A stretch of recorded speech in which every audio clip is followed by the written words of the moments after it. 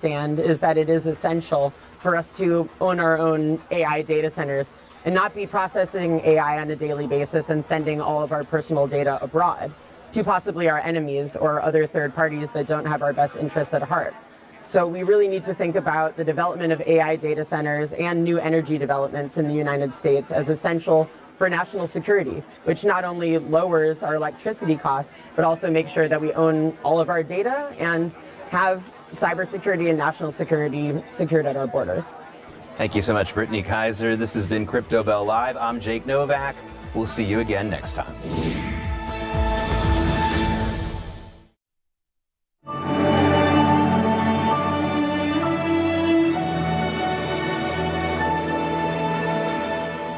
Another busy day of news coverage here on First Edition. Of course, we took you overseas, where President Trump is just wrapping up the latest with the G7 summit. Expect a big press conference this afternoon. Yeah, hearing that's going to be at around 10 a.m. Eastern time, so coming up very, very soon here.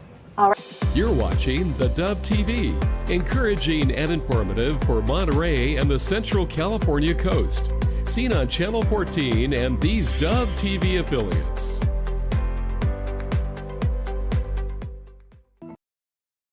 Good morning. You're tuned to theDove, encouraging and informative, helping Oregon, Northern California, Idaho, and Nevada start the day with news and encouragement. This is Mornings on theDove. There we go. Sorry about that. Anyway, good morning. Welcome to Mornings on theDove on a Wednesday morning. And yes, she always makes a grand entrance no matter where she goes. Yes. There we go. Anyway, welcome to Mornings on theDove. Melinda Robertson's with me today, and she's certainly no stranger. You probably have seen her show on theDove, Season to Shine.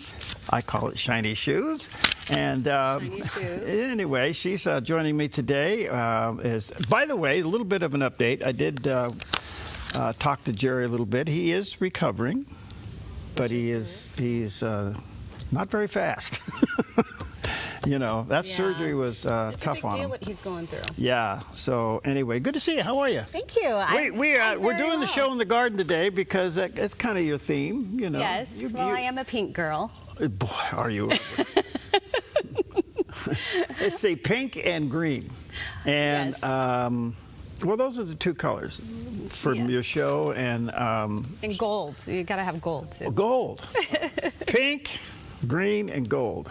All right. I only wish I could show you my shoes that I have on today because they are the same color as the background. Yeah, I noticed that. Anyway, it probably isn't appropriate though. That's why we call it shiny shoes.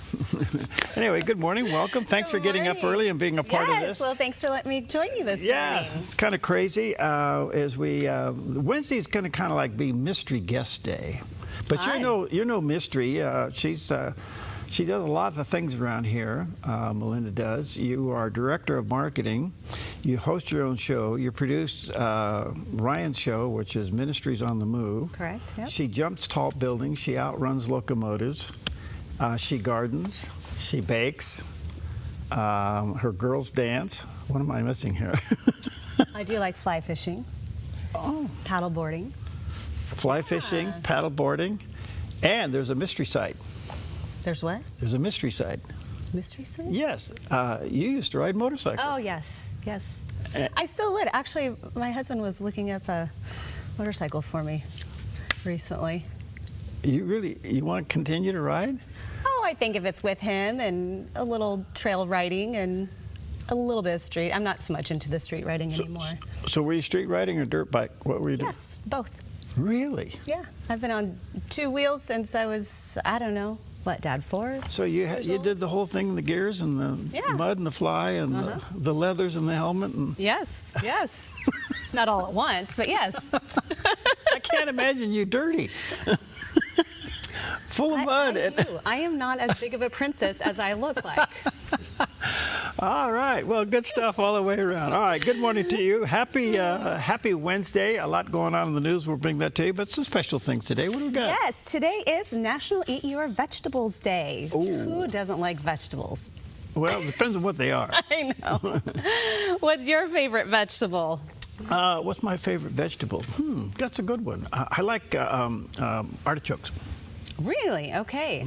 Standalone, or it has to be I like mixed in with potatoes. something? Yeah. I like corn. I know this time of year too, especially the corn's really great. I like that, the grilled veggies like that. That's hard to beat. I did the other day. My daughter brought home from a little cooking job that she had taken, and they had a habanero beet sauce. Ooh. And so we put it on our hamburgers. Kind of cut down the vegetable part of it, Muy but caliente? it was excellent. Oh, good. Yeah. Okay, we also, if you're not into the vegetables as much, we also have something sweet for you today. It's National Root Beer Day. Ooh. Now that's more up your alley, right? Root We beer know you float. like the ice cream. Root beer floats. You like the, yeah. Yeah. Well, I like root beer. Yeah. It's by the way, it's one of those other drinks that doesn't have caffeine in it. That's right. Yeah. Yeah. But like the taste it's a of it. great taste, and Look at that with the foam on Yeah. top. Oh, it's the best, right? so the Just makes question you feel like a is, kid do you again. put the root beer in first, or do you No. put the ice cream in first? Not unless you want a big volcano mess. You Okay. put the ice cream in first. Okay. For sure. Delicious. And then if that isn't enough sugar for you, then let's hop on to Apple Strudel Day. Ooh. Yeah, National Apple Strudel Day, which is has pastry dough, apples, and spices all tucked in there in the dough. Do you like strudel? Yep. You make it? It's once. It's been a long time. I make Okay. other kind of variations of pastry stuff like that, but I don't know. It can almost be too sweet. All good for me. things to eat. I know. It's really good. Yeah. All right, well, here's a little special thing on history today. This day in 1885, dealing with the Statue of Liberty, arrives in New York City. The amazing thing about the Statue of Liberty is, on the one hand, it was a spiritual and artistic statement of the values of the United States. On the other hand, it was an engineering marvel. No one had even attempted to build a statue anywhere near that size ever before. Gustav Eiffel, who would go on to build the Eiffel Tower, of course, he designed that frame, and it was very sophisticated. No one had ever built anything of that scale before, and it had to support this heavy, heavy copper that if the frame sagged or was out of position at all, those copper sheets themselves would sag and get out of position and crumble under their own weight. So it was really a revolutionary structure. I think the Statue of Liberty grew in its importance. I'm not sure that anyone had a full understanding at the beginning of that wonderful gift from the French and the meaning that it would have to this country. But for all the immigrants who came through that passage and saw it, it did light up their eyes. They knew that they were in the promised land, and there was this welcoming beacon. Well, have you ever seen there? Yes, I have. Have you been there? I have seen it from distance, but I have not. It was at a time when we It's weren't one of the- allowed to take the boat over and go up inside of it. It's one of those things you need to do. It is breathtaking. And then Ellis Island next to it, and go through there and look at the history of that. But an amazing gift from the French. As the G7 was this past week in France, and Macron did kind of congratulate the United States for its 250-year birthday, of which, you know, they were significant in helping us, and that part of giving us the Statue of Liberty. So Mr. Eiffel, who did the Eiffel Tower, went on to do the Eiffel Tower, did that. Yeah, it's Pretty interesting. incredible. All right, good stuff all the way around. All right, let's take a look at the weather and see what's happening as we head down towards the weekend. Here's a look at today's weather from Grange Go Up.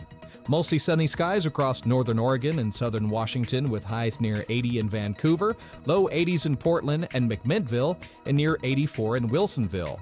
Through the Willamette Valley, sunny conditions continue with highs around 83 in Salem, near 82 in Albany and Corvallis, and close to 81 in Eugene, with lows tonight in the 50s. Central Oregon stays sunny with afternoon highs in the upper 80s from Pineville to Bend and Sun River.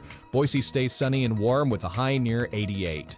Along the Oregon coast, sunny skies and upper 60s from Coos Bay through Port Orford and Brookings, while Crescent City turns mostly sunny with a high near 72. In southern Oregon, sunny and hot through the region, with highs around 91 in Grants Pass and Ashland, near 95 in Medford, and low 90s in Klamath Falls. Northern California maintains hot conditions and upper 90s in Wairika, Redding, and Chico, Fort Bragg stays partly sunny and much cooler with highs near 59.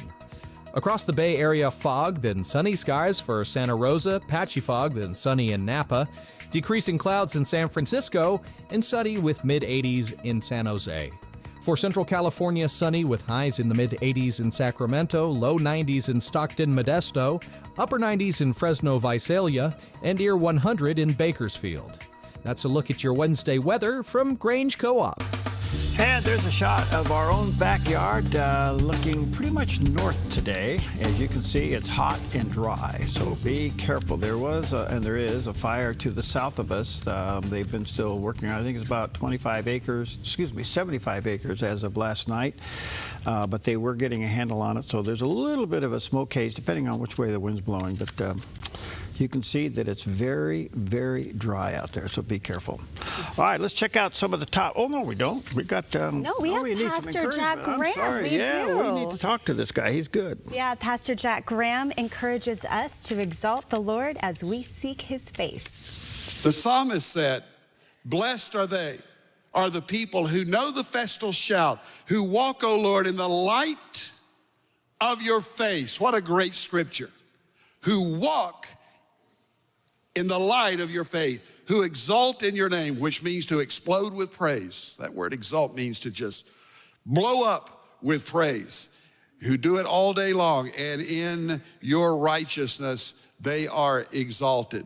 The psalmist said, Psalm 27 in verse 8, "You have said, seek my face, and my heart says to you, your face, Lord, do I seek." So this is revival in your life, in the church.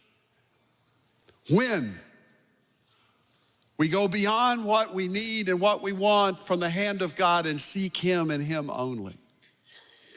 And to desire him above all else. It's God's face. This is the ultimate Facebook, FaceTime. Do you know that's what you need more than anything in your life is FaceTime with God? Absolutely. Wow. One way to do it, huh? I know. And it won't cost you an iPhone to do it. No, yeah, exactly. Wonderful. All right, let's check out some of the top stories today. And kind of a mixed thing that is hanging on right now. As you know, the big deal is supposed to be signed sometime this coming Friday. We'll see if it's going to happen, if the president meets with the people from Iran with the memorandum of understanding. One of the key figures is Iran insists that the U.S. agreement hinges on Israel leaving Lebanon. And this is a sticky deal across the board. Iran's top diplomat said yesterday that the tentative deal to end the war with the United States would require Israel to withdraw from Lebanon, a condition already Israel is rejecting.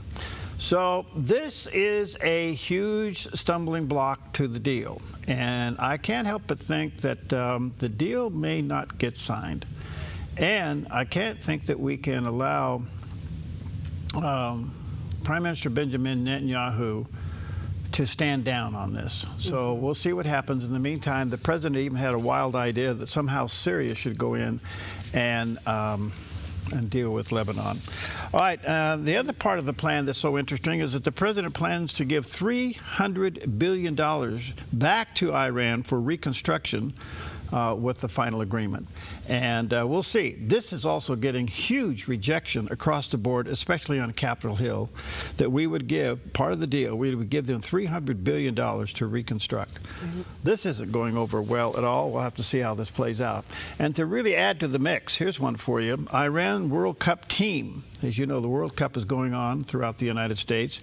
The World Cup team was given immediate orders to leave the United States and to return back to their training base in Mexico. What does this mean? Who gave the order, Perry? Iran. Iran did? Yeah, Iran's leading government, who's ever running the country over there. I don't know if it's the Revolutionary Guard or if it's the grand person himself, the big guy. I don't know, but the Iran soccer team has to get up and get out of town. And this, now you got to remember, their last two athletes that participated in the Olympics, they hung publicly. So they have been they've been ordered to leave. They were playing up against New Zealand. I think it was a 2-2 draw. And right after that match, they were given orders to leave. This is very interesting because they've been asked to go before the signing of the agreement sometime on Friday. Aren't they scheduled to have another game today? They're playing throughout, yes. I don't know, but... So they'll come back to Inglewood and then go back and then up to Seattle and go back. It's just very interesting. That everything's sold out. Yeah. Everything's sold out. All right, here's one. J.D. Vance went before The View. I was thinking about The View and your show. Now, let me pause here just for a moment. Let's clarify. Okay, let me clarify that. So you're doing a show entitled Season to Shine. It's a lovely show, and you sit there and you interview ladies and their ministries and their experiences and their testimonies. It's a wonderful show. And I thought, well, maybe we ought to rename it The Pew. The Pew. Actually, that's not a bad idea. Okay. Well, so I mean, the concept was... They have The View. You could have the Pew. That's actually... Okay, and we put a couple of pews there. And you know how ladies chat over the pew? Yes. Yes, we do. In between... in between sermon notes, work with on a daily basis, and you could call it The Pew, and you girls could just have this little girly talk going on all the time. It's not a bad name. I must. We'll call it The Pew. Okay. All right. So much for that. So we're not going to yell at each other like well, you never know. Does, no, right? but you could just gossip. The Bible says not to gossip. Oh, okay, we won't do that. All right. Anyway, J.D. Vance went on. Vice President J.D. Vance went on The View, and he held his own. Here's just a little bit of what happened. What the president said, people were asking about the inflation. They were asking about the affordability problem, which again is very real. And what he said is, I love the inflation because it's going to come down when the war is over. And now, again, we already see gas prices today, $4.06 a gallon, too high, but way down from where they were just a couple of weeks ago. So there's a lot we got to do, but I think that we're doing as much as we can. We're going to keep on working at it. And again, the American people are going to make their verdict, but I think that we have a very credible case to run on, that we brought a lot of new investment. We're building the factories. That is going to pay serious dividends for the American people over the long haul. When? Well, Joy, if you look at manufacturing jobs, okay. Those jobs are increasing at a large number. Construction jobs are doing a little bit better. So what happens is the construction jobs to build the factories, and then the manufacturing workers go back to work. That also leads to rising wages. That's one of the things that I'm very proud of, is if you look at the amount that wages are going up now compared to, say, 2022, they're going up way faster. That's a good thing. The affordability problem. Again, gas, way too high right now. Certain things way too high. Rents have been either flat or down for 12 months now. So there are things that are showing signs of life, things that are showing signs of progress. My view, I'm sure you guys don't agree with it, is that we inherited a mess and we're fixing it. But sometimes it takes a long time to fix a mess. Well, I will say this. He was pressed on many points. I mean, they pressed him hard, and he's held his ground. To me, it's a mystery why we would go on shows like that, or these leaders would go on shows like that, But he held his own. He did not let them get to him, and he actually, in a calm way like that, with the facts, pushed back, and he did very, very well. So, kind of interesting, to say the least. All right, well, we're going to take a pew break. We'll be right back. Sounds good.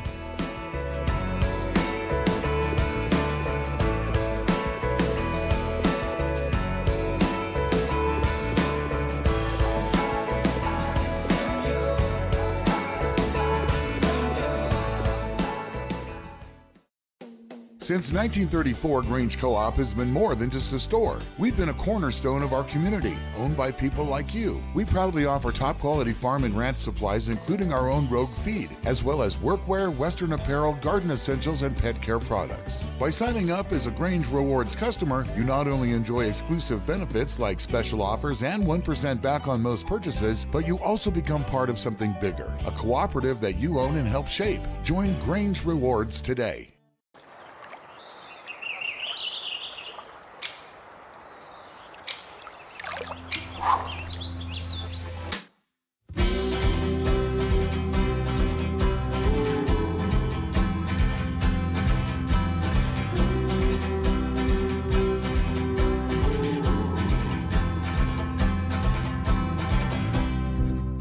fishlikeresorts.net today to learn more and plan your visit.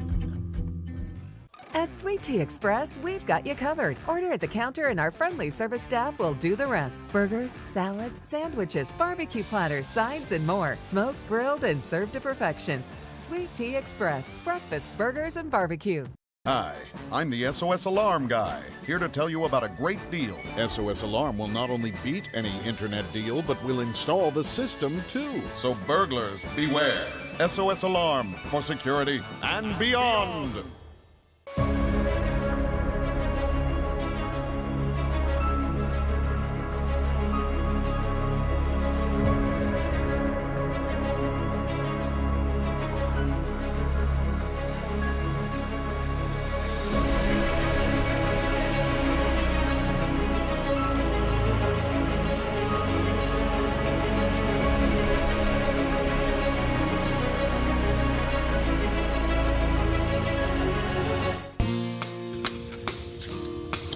Okay, welcome back. 19 and a half past the hour on a beautiful Wednesday morning. Melinda Robertson is with me today, and she's one of our key staff members here at the Dove. She hosts Shiny Shoes. Season to shine. But maybe we might have a spin-off called Shiny Shoes now that, you know, you've been promoting it, and I have great shoes. Yeah, there you go. You know, I won't go down that road because that's an endless road, but it's interesting. It's a great show. It's called Season to Shine, 4 o'clock weekdays here. And, but I'm just, the more I think about it, the Pew. What do you think? Yeah, well. The Pew. Why not? We'll call it the Pew. All right, well, listen, some backyard news. As if you've been following this story, water in the Klamath Basin is already an issue as some of the farmers are being asked not to farm this year, and they possibly could receive $400 and something per acre not to farm it. But this drought is across the whole Pacific Northwest. We're in some serious trouble here. There just isn't enough water this year, and we're in a really dry season. But part of all of this is the Klamath River. The Klamath River has been an interesting project, very controversial through the years as to whether or not the dams should have been removed and what they were doing. Did they ever really divert water to farmers? Did they really ever generate a kilowatt of electricity? And for many, many years they did neither. And they sat there and became a problem, and there was great controversy whether to keep them or take them out. Well, through various things, most of those dams were removed, and very controversial. However, the reports now of the river turning back to its natural habitat, and the various things that have gone on to put it back, all the numbers are heading in the right direction. And a lot of the Indian tribes, both at the mouth of the Klamath and all the way out to at the mouth at the ocean, then all the way up to Klamath itself, are very encouraged by the numbers of the migrating fish. And the adult salmon returns have been very significant, along with the juvenile salmon, also very significant. They are concerned about a little bit of a disease among the juveniles, but they're saying even that is starting to get under control. But the overall condition of the river is absolutely wonderful. And they are finding young salmon up tributaries, way up past where the dams were, way up the rivers where fish have not been seen for over 100 years. Wow. Now, how in the world do those fish know to go there? I know. You know, you talk about Because God put a little GPS God's in their creation, bodies, right? Yeah. And so they, the numbers are very encouraging, and they're migrating. They're way up these streams, spawning, doing everything that naturally they would do. So even as controversial as this thing was, it's turning out to be just really an amazing project, and it's beautiful. So that's a little bit backyard news. All right, let's take a look at the satellite image. Here's what's going on. Severe clear, we pilots call that.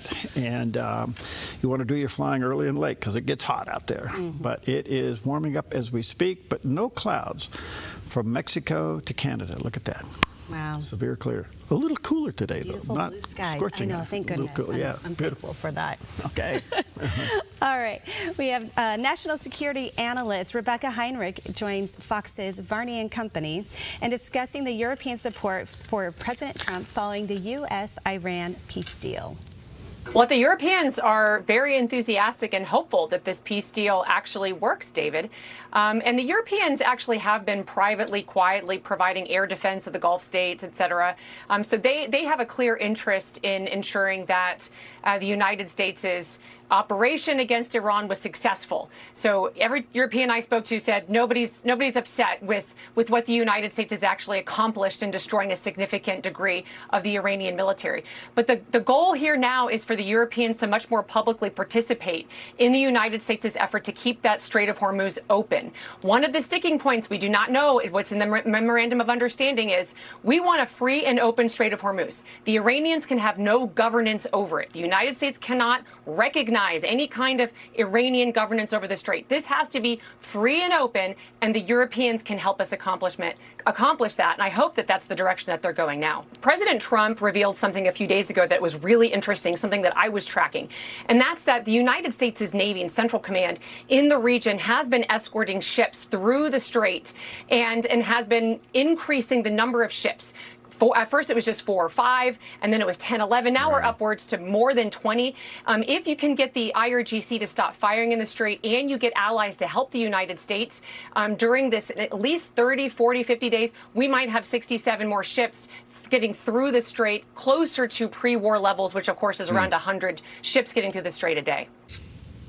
Well, that's the big deal. They've opened up the straits. One of the questions that's being asked, why did they open up the straits before the deal was signed? Is that in showing good intentions? We will do what we say we're going to do. But the stickler now is Israel. And I would say even some administration people are not happy with what Israel's being forced to do. And Israel doesn't like it. The deal is not signed, and to have Israel say that they have to get out of Lebanon when they've gotten this close, and that Syria somehow is going to go in and manage the Hezbollah inside Lebanon, doesn't pass the smell test, and it's got a lot of people upset. So anyway, that's kind of what's going on there. All right, well, today is, let's see, we have root beer float. Yeah, apple strudel. Or vegetables.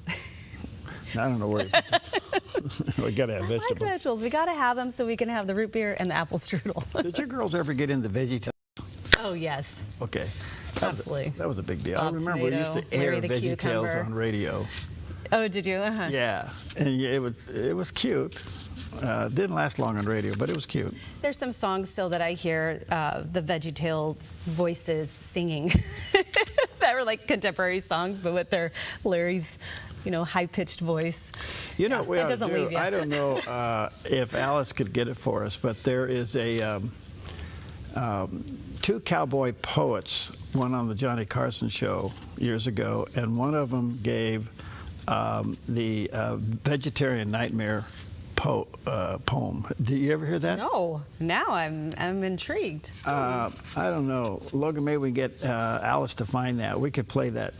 It's pretty funny. Okay. Nice. Anyway, we're going to go pick some tomatoes. We'll be right back. Yeah. Okay.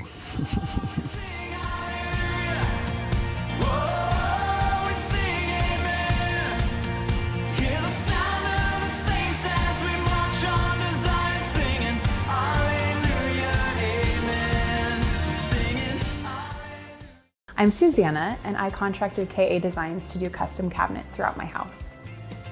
We chose a really beautiful maple wood that really creates like a nice airy space. Everything was custom, and it was really cool because I got to literally see it come to life in person. We love to entertain, and we have a large family, so everything came together perfectly, exactly what I wanted. I highly suggest KA Designs if you're looking to design your dream house. Go check them out in their showroom. You will not be disappointed.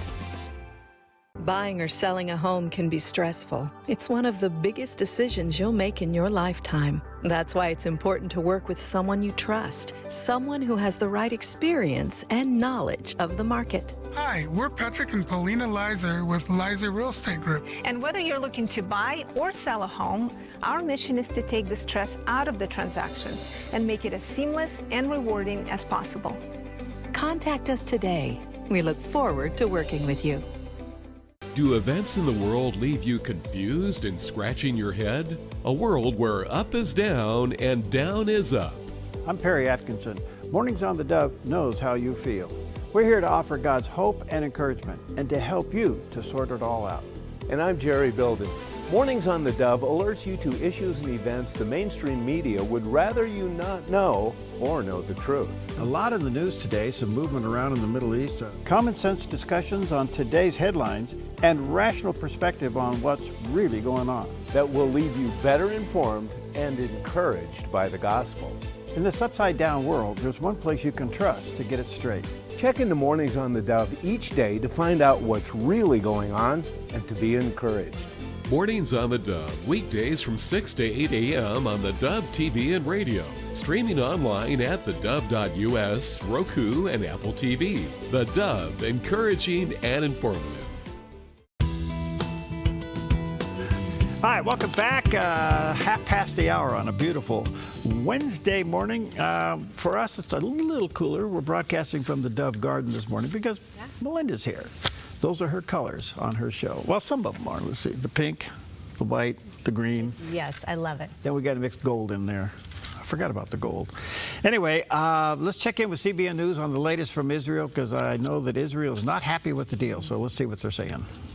One day after the digital signing of the Memorandum of Understanding between the U.S. and Iran, the Middle East is adjusting to a new reality.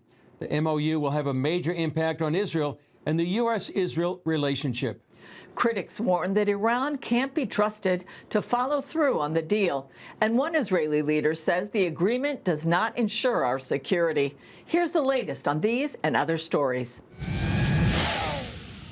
While the final text of the agreement has not been released, the deal calls for the ceasefire to be extended 60 days, the end of fighting on all fronts, including Lebanon, negotiations on Iran's enriched uranium and a verification mechanism, the end of the U.S. naval blockade, and the opening of the Strait of Hormuz. President Trump announced the deal on Truth Social by posting, "Ships of the world, start your engines. Let the oil flow." The U.S. and Iran are supposed to sign the agreement in Switzerland on Friday, but some are already asking if it's worth the paper it's written on because of disagreement within the Iranian leadership. Well, we've known the Iranians for many years. You don't really believe that the fact that they promised or they signed something is worth anything. And former Israeli intelligence officer Avner Valan told ABC he doubts Israeli Prime Minister Netanyahu will support the deal. Because it gives Iran a lifeline of financial aid, financial support, where what Iran really needs is more pressure. In Iran, state TV displayed a banner boasting that the U.S. was forced to sign an agreement to end the war. UN Ambassador Mike Waltz said division within the Iranian leadership made a deal hard to reach. The Iranians are incredibly difficult negotiators, coupled with the fact that they're having a very hard time getting guidance from their supreme leader, and they're not always on the same page within their team. Vice President J.D. Vance says the deal ensures Iran will never have a nuclear weapon. If the Iranians comply with this deal, it is going to fundamentally transform the Middle East for the next 50 years. It's going to end the war. It's going to make the Middle East more investable. It's going to mean a lot of prosperity, lower energy prices for the American people. But challenges are already looming, with Israel saying it would hold on to land seized in Lebanon as it battles Hezbollah. Some in Israel are already blasting it as a terrible deal. National Security Minister Ben Gvir posted on X, "We are not partners to this agreement that does not ensure our security, and it does not bind us in any way." Dale Hurd, CBN News. At the G7 summit Tuesday, President Trump said the deal holds Iran to not develop or seek a nuclear weapon. Frankly, the only thing that really matters to me is Iran will never have a nuclear weapon. And it says it loud and clear. They're not going to develop it. They're not going to buy it. And they're not going to do anything with it. And if they do, they suffer unbelievable consequences. The president also said the falling price of oil is proof of the positive economic impact of the agreement. The Memorandum of Understanding will be followed by a 60-day period of negotiations over Iran's nuclear program. The vice president says Iran could have access to billions in sanctions relief if they behave. What this agreement does is say to the Iranians that you don't have access to the money to rebuild that nuclear program, But if you're willing to give up that program long term, if you're willing to accept the inspections and verification regime that's necessary to give us the confidence you're never going to have a nuclear weapon, then we want you to be a prosperous country, and we will re-invite you into the community of nations. Iran's president called a memorandum of understanding a source of pride. This memorandum is not only a major achievement for the country itself, but also a great source of pride for the entire region and the resistance forces. God willing, its details will be presented at the appropriate time. Israel, America's ally in the war with Iran, is concerned about the deal. One Israeli leader called the MOU a catastrophe, since it postpones and does not eliminate Iran's nuclear program, does not address Iran's ballistic missiles, its supported proxies in the region, and sanctions relief would allow it to rebuild its military. Israeli Prime Minister Benjamin Netanyahu said he's committed his life to stopping a nuclear Iran. With an agreement, without an agreement, Iran will not have nuclear weapons. Not today, not tomorrow. As long as I'm the Prime Minister of Israel, it will not happen. Iran's top diplomat says the deal includes Israel ending its occupation of Lebanon. Netanyahu said Israel is committed to defending itself against Hezbollah in Lebanon. We've created a buffer zone, a security zone, and we will remain there as long as necessary. The war began when millions of Iranians went to the streets to protest the Iranian regime, which responded by killing tens of thousands of protesters in a brutal crackdown. CBN News has learned many of those Iranians now feel manipulated after a promise of help and now find themselves in a worse situation than before. Chris Mitchell, CBN News, Jerusalem.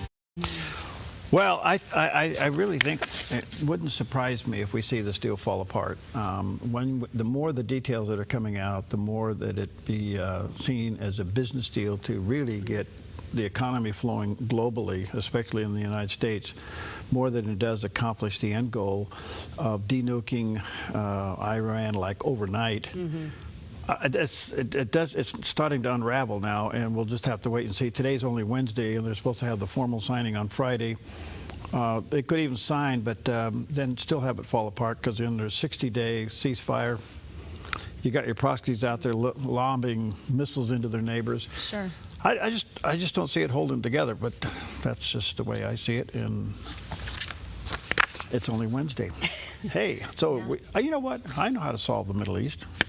Oh, no. You ready? How's that? I don't know. Am I? Okay. Well, we put them all in a room, give them root beer floats. Oh, there, yes. You know, say. I mean, it makes everybody happy, right? You know, chill, baby, chill. Come on, let's talk about this. Let's see, you know. Might spike them up a little bit, but yeah, put the ice cream in there, and then pour the soda over the top so it spills out, and everybody's getting messy and sticky and laughing and having. Oh yeah, that'll make them real happy then. Yeah, there you go. All right, it's already messy and sticky. All right, let's check it out. Let's check out the weather, see what's happening here for you.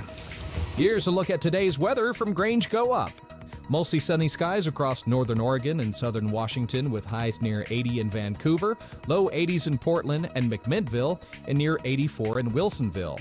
Through the Willamette Valley, sunny conditions continue with highs around 83 in Salem, near 82 in Albany and Corvallis, and close to 81 in Eugene with lows tonight in the 50s. Central Oregon stays sunny with afternoon highs in the upper 80s from Pineville to Bend and Sun River. Boise stays sunny and warm with a high near 88. Along the Oregon coast, sunny skies and upper 60s from Coos Bay through Port Orford and Brookings, while Crescent City turns mostly sunny with a high near 72. In southern Oregon, sunny and hot through the region with highs around 91 in Grants Pass and Ashland, near 95 in Medford and low 90s in Klamath Falls. Northern California maintains hot conditions and upper 90s in Wairika, Redding, and Chico. Fort Bragg stays partly sunny and much cooler with highs near 59. Across the Bay Area, fog, then sunny skies for Santa Rosa, patchy fog, then sunny in Napa, decreasing clouds in San Francisco, and sunny with mid-80s in San Jose. For Central California, sunny with highs in the mid-80s in Sacramento, low 90s in Stockton, Modesto, upper 90s in Fresno, Visalia, and near 100 in Bakersfield. That's a look at your Wednesday weather from Grange Co-op. He's back. Jerry Bilden takes a look at history on this day in 1837. On June 17, 1837, inventor and self-taught chemist Charles Goodyear received his first patent related to rubber, marking an important step in a journey that would change modern life. At the time, natural rubber had a major problem. It became sticky in hot weather and brittle when temperatures dropped, making it unreliable for everyday use. Goodyear spent years experimenting to solve the problem, often facing financial hardship and even being arrested and sent to debtor's prison where he actually continued his research. He later was sent to debtor's prison in England and France as well. His breakthrough came a few years later when he discovered a process called vulcanization, which uses heat and sulfur to make rubber stronger, more durable, and weather-resistant. And although the famous Goodyear Tire and Rubber Company bears his name, Charles Goodyear had no connection to the company. It wasn't founded until nearly 40 years after his death and was named in his honor. In 1976, Charles Goodyear was inducted into the Inventors Hall of Fame. Wow, really? That's a story. I didn't know that he wasn't actually associated with the Goodyear product after he passed, yeah. I got to fly the Goodyear blimp. Did you? Yeah, it was in Sacramento. This was years ago.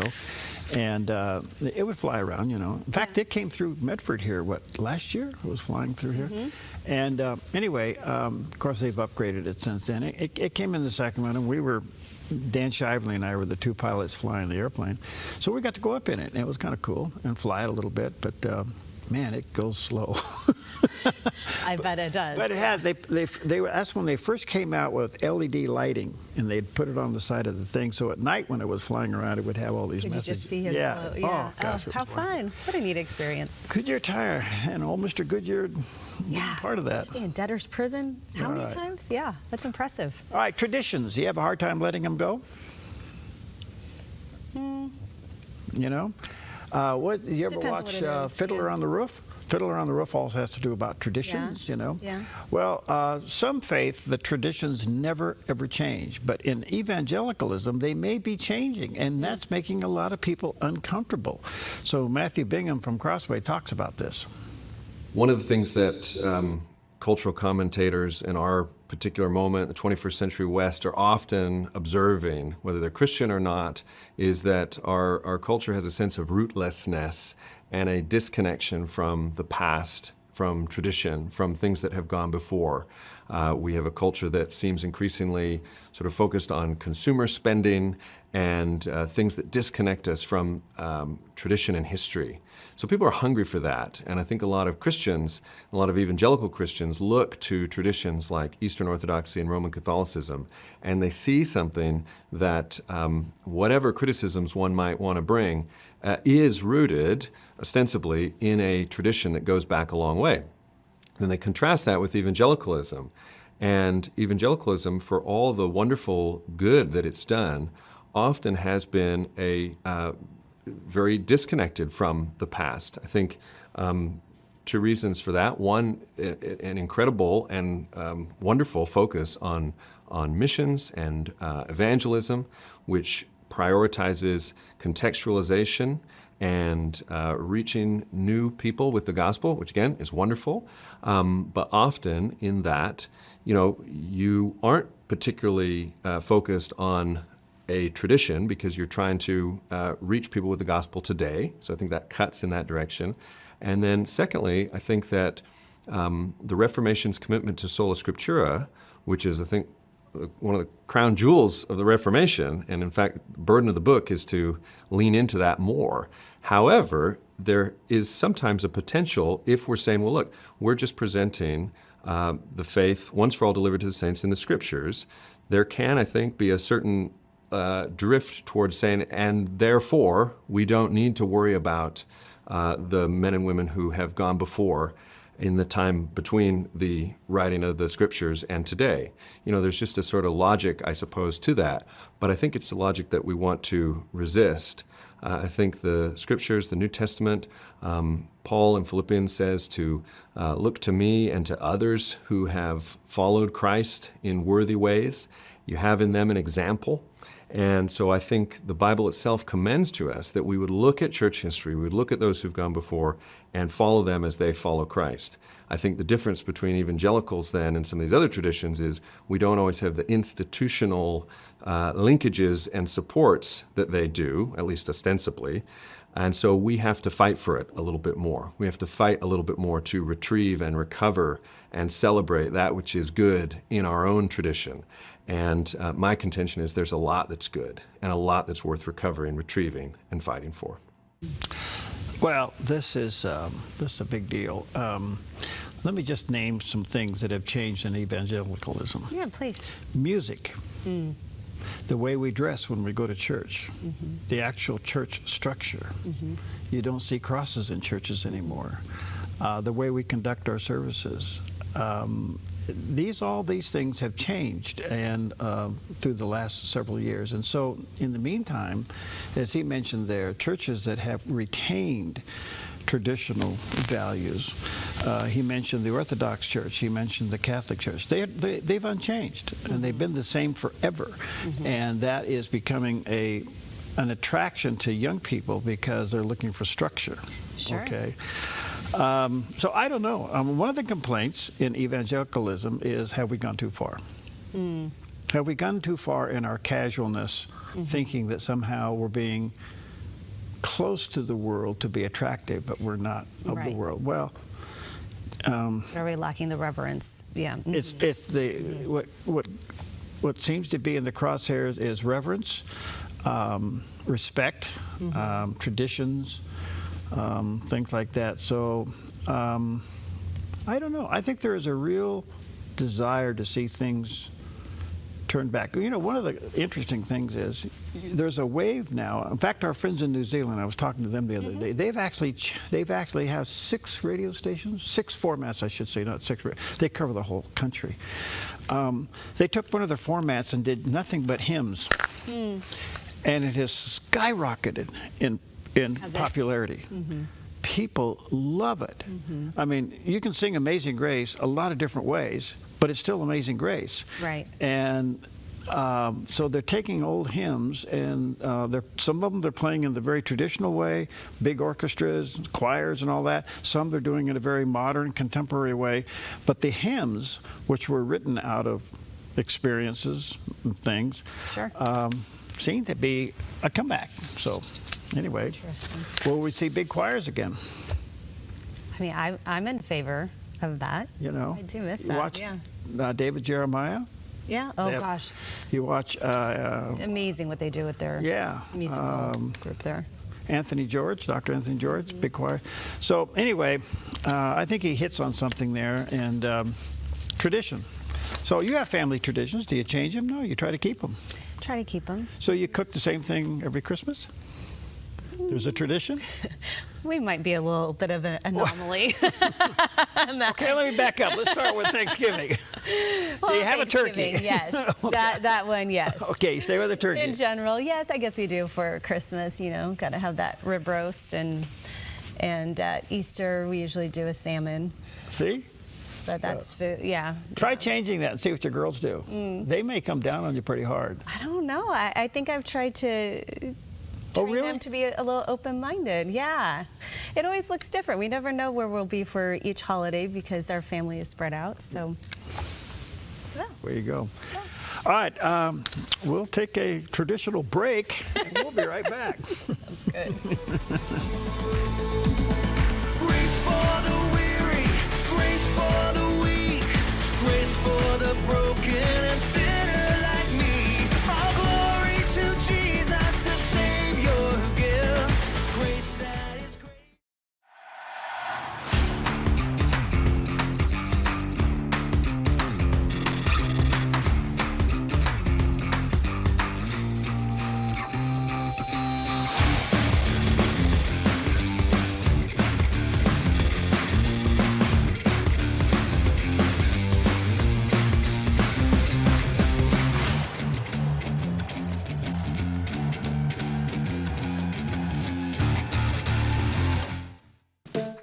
Jerry's Historical Archives.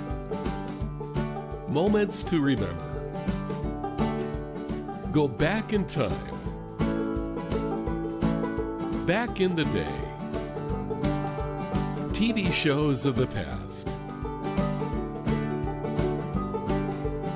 Relive the past and learn something new.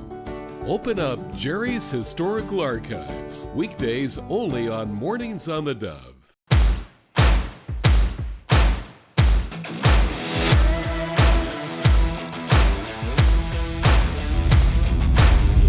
Men of Southern Oregon, please join us for our next Game Changers, June 27th, with Eddie Penny. He's the author of Unafraid. He was on SEAL Team 6. He's got a thriving ministry and podcast. Can't wait for you guys to hear his story.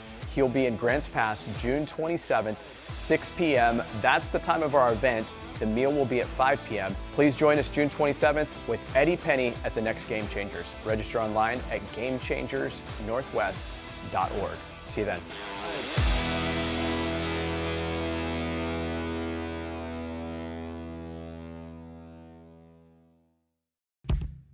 Your property demands equipment with more reliability, durability, and versatility built in. Kubota equipment is ready to get the job done right.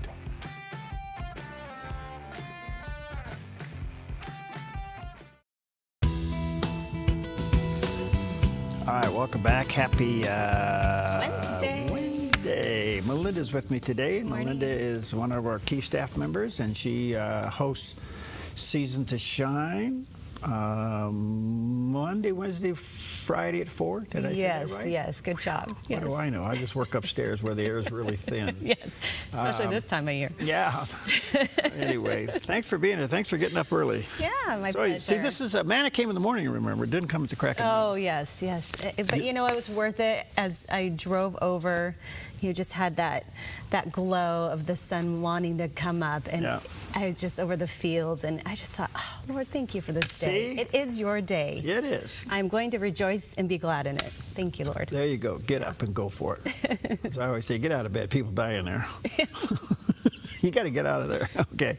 All right. I had Kenneth Abramowitz on. He's really a Middle East pro, quite a guy. He wrote the book. What was the name of the book? I'll think of it here in a minute. I should have said anyway, it's a great book. I'll think of the title here in a minute. Anyway, we're talking about Israel during all these negotiations literally was left out of the deal. Israel was not part of this last MOU, and which has set up a strain between these two allies. And where is this going? And can we rely on this deal doing anything? And can we really trust Iran for following through? Well, here's what Ken had to say. Yeah, well, you're getting to all the problems with the deal, because the deal doesn't resolve the problems. It only resolves the immediate problem, namely open up the Strait of Hormuz, get the tankers through, get the price of oil down, get the price of gasoline down, get inflation down, take pressure off of the Fed raising interest rates, maybe even encourage the Fed to lower interest rates. So that's the short-term deal. And that was a political decision made by President Trump and his advisors. And my guess is what happened is his advisors either said, or President Trump just figured it out by himself. He understands politics well. His poll numbers were falling. The elections coming up in 4.5 months, the midterm elections. There's a lot of anxiety among Republicans about keeping the House, keeping the Senate. And he said to himself, I have to do something politically. I have to fix this mess short term. I'm going to leave a long-term mess, but I can worry with the long-term mess after the elections. Let me get this issue off the table, out of the election time framework. Get the economy humming along, inflation coming down. Let me win the elections, and I'll just keep delaying not that he's going to delay or Iran's going to delay or whatever. We'll get to the big issues after the election. I think he made a political decision, and it's very logical from his point of view. And very dangerous from Israel's point of view. So we'll see. Friday is looming as to whether or not it's going to be signed. All right, Leighton Gray will get back with us. He's an attorney up in Canada, quite a guy, and he'll have some special things to talk about. And John O'Connor, really a wonderful guy. He was a federal prosecutor. We'll talk to him about a lot of things going on. He stays up with all of the latest as well. So Great. Well, next we have from the Red Green Show how you can keep your car nice and cool and create a shade. Choosing the right parking spot is a fine art, isn't it? Oh, I know they teach fine art in university, but this is the kind you can actually use. Now, the main item you're looking for here is shade. It's important to keep your car as cool as possible, especially if you have vinyl seats. Even more so if you have black vinyl seats and you're wearing a bathing suit, because skin grafts can be very expensive. But you know, you can't always find a spot under a tree. So today I'm going to show you how to protect your vehicle with something I like to call portable shade. Okay, now I've attached a couple of old drapery rods to the top of the tape measures. I like using them because they're flexible, but they're stiff enough to stay an inch or so above the body of the car. See, that allows for airflow. When you get to my age, airflow is crucial. By the way, don't let your wife catch you doing this with her brand new drapery rods, or it'll be curtains for you. Huh? Okay, now we attach the other end of the drapery rods to this luggage rack. If you don't have a luggage rack, you can take one off of any British car. They use them to carry bicycles around because their cars are so useless. You really got to have a backup plan.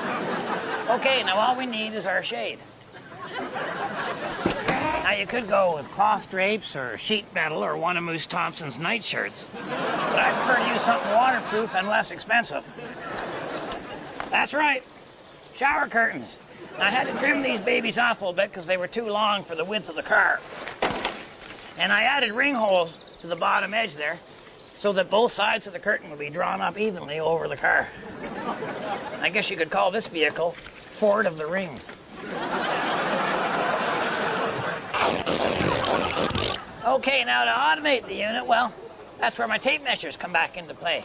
I pull out the tape on both sides, then attach the ends of the tapes to the front edge of my curtain.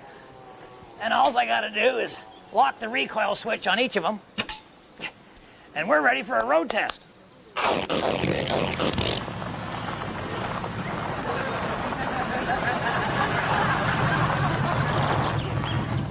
Who cares about the sun?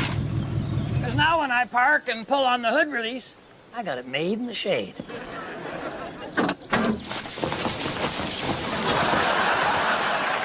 So remember, the women don't find you handsome. They should at least find you Oh yeah, one more thing. If you want to protect your doors as well, go back to the tub, get the bath mat out of there. Not only great protection from the sun, but also from those idiots who ding you when they park too close.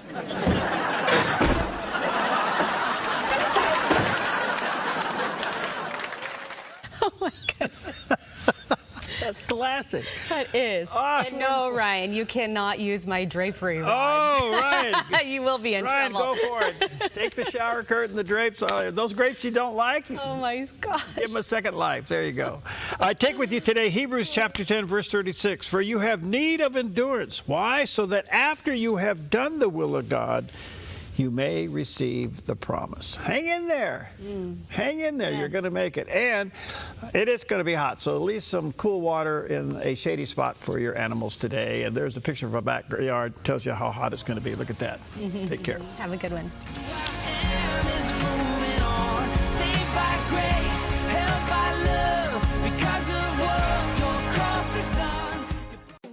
Since 1934, Grange Co-op has been more than just a store. We've been a cornerstone of our community, owned by people like you. We proudly offer top-quality farm and ranch supplies, including our own Rogue feed, as well as workwear, Western apparel, garden essentials, and pet care products. By signing up as a Grange Rewards customer, you not only enjoy exclusive benefits like special offers and 1% back on most purchases, but you also become part of something bigger, a cooperative that you own and help shape. Join Grange Rewards today.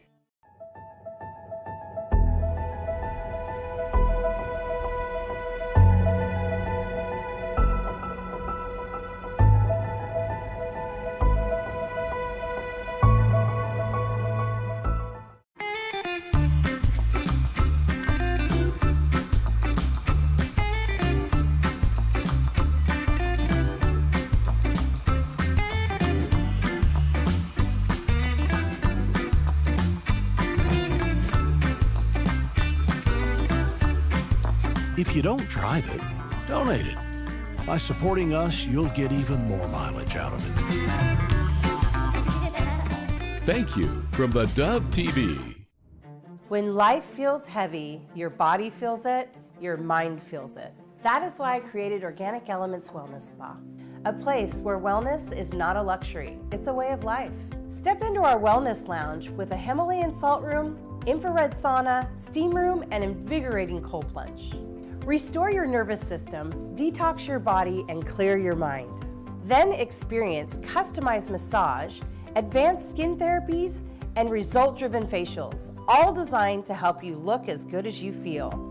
There's nothing else like this in Southern Oregon. This is your space to heal, to reset, to glow. Call today to book your private wellness party for up to 15 guests or surprise someone special with a gift certificate. Visit Organic Elements Wellness Spa on East Main Street in Medford. Book online at organicelementspa.com. Wellness is wholeness. Voted best of Southern Oregon. Your sweet tooth just became a force for good. The Salvation Army's Taste Good, Do Good Challenge is on June 5th through the 30th. And local bakeries, restaurants, and shops are serving up exclusive treats you can only get during the challenge. Hit different spots, collect punches, and vote for the best bite in town. And every delicious stop helps support local kids and veterans right here in our community. Start your adventure at tastegooddogood.net. You're watching theDove TV, encouraging and informative for Redding and the North State. Seen on KRDT 23, KDRC 26, Channel 16, Channel 29, and these Dove TV affiliates. Good morning. You're tuned to theDove, encouraging and informative, helping Oregon, Northern California, Idaho, and Nevada start the day with news and encouragement. This is Mornings on the Dove. Well, good morning to you and happy Wednesday. Welcome to Mornings on the Dove and welcome Melinda Robertson today. Morning. Melinda is, she's a host of a show here called Season to Shine. You probably have seen it. She also is a key member of our staff. She heads up the marketing department, and we make sure that she never sleeps. And so far, that's working. Much. And so far, that's working really pretty well. And then we asked her to get up early and come on in. Yeah.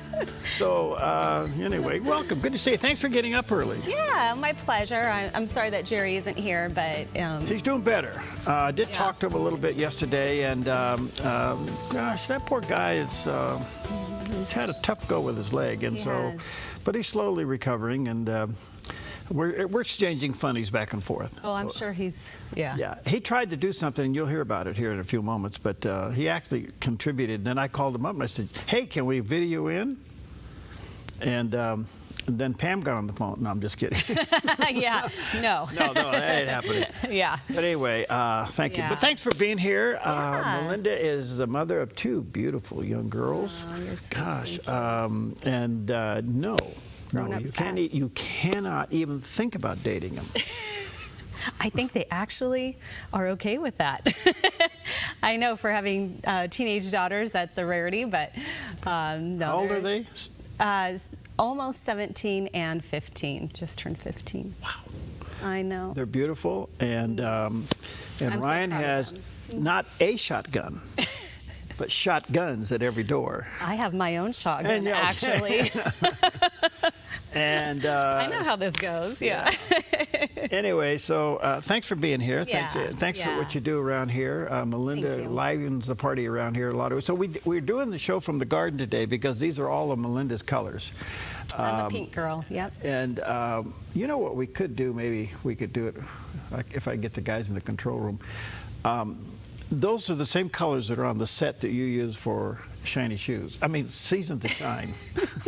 I nicknamed the show and I can't get it out of my mind. Yeah, this is It's true. called Season to Shine, where she sits down and talks to lovely ladies about their experiences and life's journeys and challenges and everything. Mm-hmm. So doing a wonderful job with that.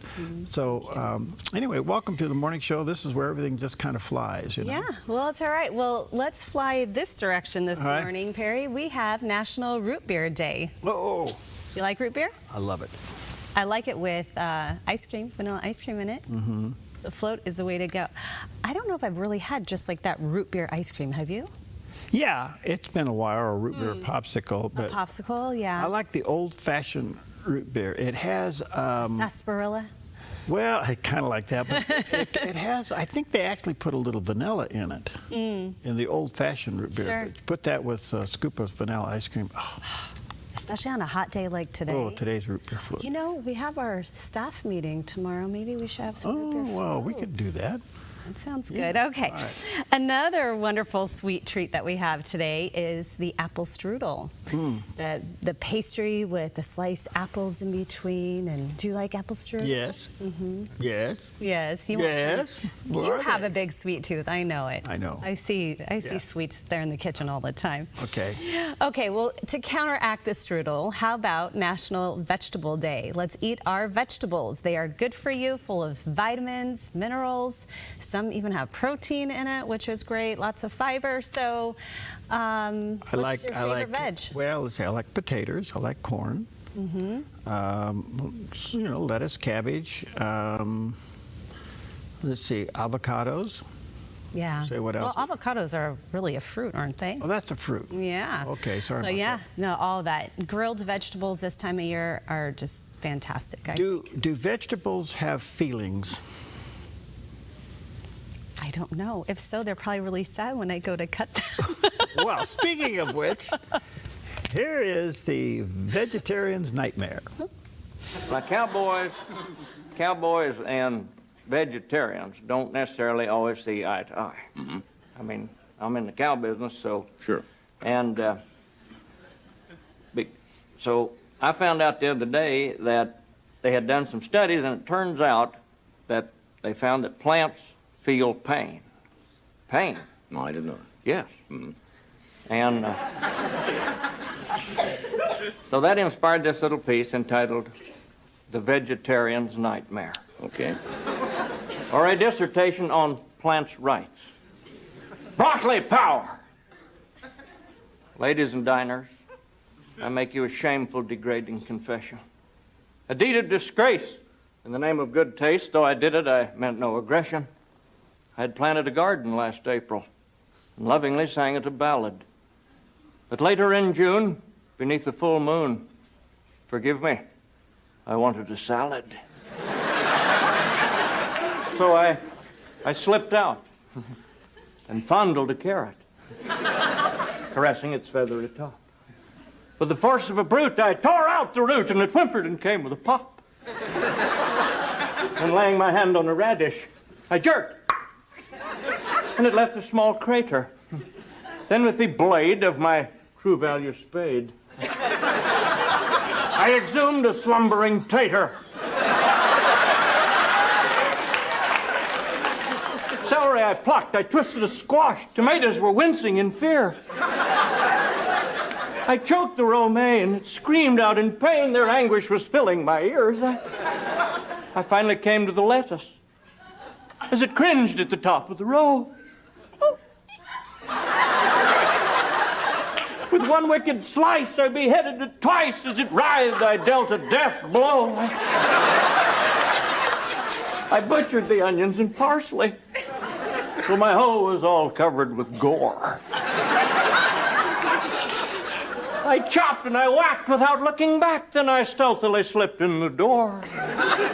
My bounty lay naked and dying. So I drowned them to snuff out their life. I sliced and I peeled as they thrashed, and they reeled on the cutting board under my knife. I violated tomatoes, so their innards could never survive. I grated and ground till they made not a sound, then I boiled the tater alive.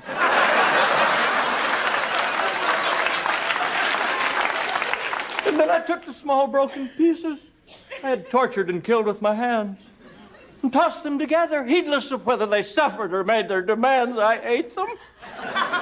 Forgive me, I'm sorry. But hear me, though I'm a beginner, those plants feel pain. Though it's hard to explain to someone who eats them for dinner, I intend to begin a crusade for plants' rights, including chickpeas. And the ACLU will be helping me, too.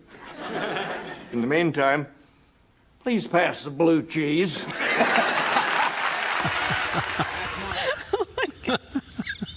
So I guess vegetables too. I've never quite heard a description. Oh, about well, vegetables that is a way. classic. That is a It's vegetarian's fantastic. nightmare. Thank All you right, for the so laugh. much for that. All That's right. a good way to start the day. One more thing that has happened on this day, and it's very significant as we head towards the 250th birthday of the United States, and that is on this day in New York Harbor in 1885, we received a special gift from France.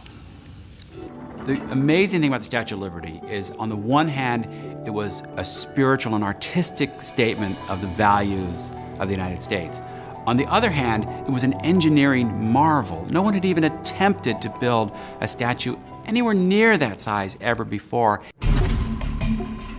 Gustave Eiffel, who would go on to build the Eiffel Tower, of course, he designed that frame, and it was very sophisticated. No one had ever built anything of that scale before, and it had to support this heavy, heavy copper that if the frame sagged or was out of position at all, those copper sheets themselves would sag and get out of position and crumble under their own weight. So it was really a revolutionary structure. I think the Statue of Liberty grew in its importance. I'm not sure that anyone had a full understanding at the beginning of that wonderful gift from the French and the meaning that it would have to this country. But for all the immigrants who came through that passage and saw it, it did light up their eyes. They knew that they were in the promised land, and there was this welcoming beacon. Well, if you've never been there, you ought to go. And of course, that was the early pictures when they were putting it together with the framework. And of course, the color was copper. The copper will turn green, through the years. And you've seen it from a distance. I have. Yeah, we've been at the foot of it, and it's. Have you? Is it just stunning, magnificent from the base? I can't even imagine. It really is. And so I remember on 9/11, I was live on the air during 9/11 when all that was happening. And a lot of the shots, as they were taking airplanes out of the sky and they were making everybody get on the ground and land, there were still some news helicopters flying around that got on the other side of the Statue of Liberty taking a shot at the Twin Towers. And the contrast of those two pictures, here you had the Statue of Liberty, then you had the two towers that were on fire and starting to crumble. Amazing stuff. So anyway, good morning to you. It is a little bit past the hour, and we are heading into some nice but warm, in some cases hot weather. Let's check it out. Here's a look at today's weather from Grange Go Up. Mostly sunny skies across northern Oregon and southern Washington with highs near 80 in Vancouver, low 80s in Portland and McMinnville, and near 84 in Wilsonville.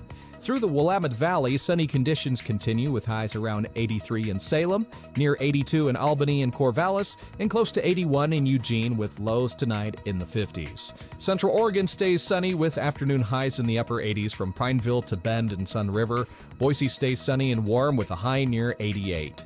Along the Oregon coast, sunny skies and upper 60s from Coos Bay through Port Orford and Brookings, while Crescent City turns mostly sunny with a high near 72. In southern Oregon, sunny and hot through the region with highs around 91 in Grants Pass and Ashland, near 95 in Medford and low 90s in Klamath Falls. Northern California maintains hot conditions and upper 90s in Wairika, Redding, and Chico. Fort Bragg stays partly sunny and much cooler with highs near 59. Across the Bay Area, fog, then sunny skies for Santa Rosa, patchy fog, then sunny in Napa, decreasing clouds in San Francisco, and sunny with mid-80s in San Jose. For Central California, sunny with highs in the mid-80s in Sacramento, low 90s in Stockton, Modesto, upper 90s in Fresno, Visalia, and near 100 in Bakersfield. That's a look at your Wednesday weather from Grange Co-op. And there's a picture looking almost due west this morning from the top of Roxanne, Mount Baldy, I think. No, that'd be Roxanne, I think. Anyway, looking straight west, there you go. Clear blue sky. And if you look way out there a little bit to the right, you'll see, well, actually, I'll take that back. Almost in the center is the airport. So there we go. There we are. There we are. Yeah. All right. All right. Well, we have Scripture tells us how to seek God's face, but what does that mean? Well, Pastor Jack Graham is here to explain. Oscar Wilde, once wrote, "A man's face is his autobiography." You can look at a man, a woman's face, and there's a lot there in the lines, in the eyes, and the lips. He was saying that a man's face reflects what is often in the heart. And so when we seek God's face, it speaks of his character. It speaks of his personality. Because God has a face. Yes, the Bible says that God is spirit, and those who worship him in spirit and truth. But our God has a face, and that face was revealed perfectly in Jesus Christ. In reality, the face of God, when you talk about turning to the face of God, it represents the manifest presence of God. His face, he shows up.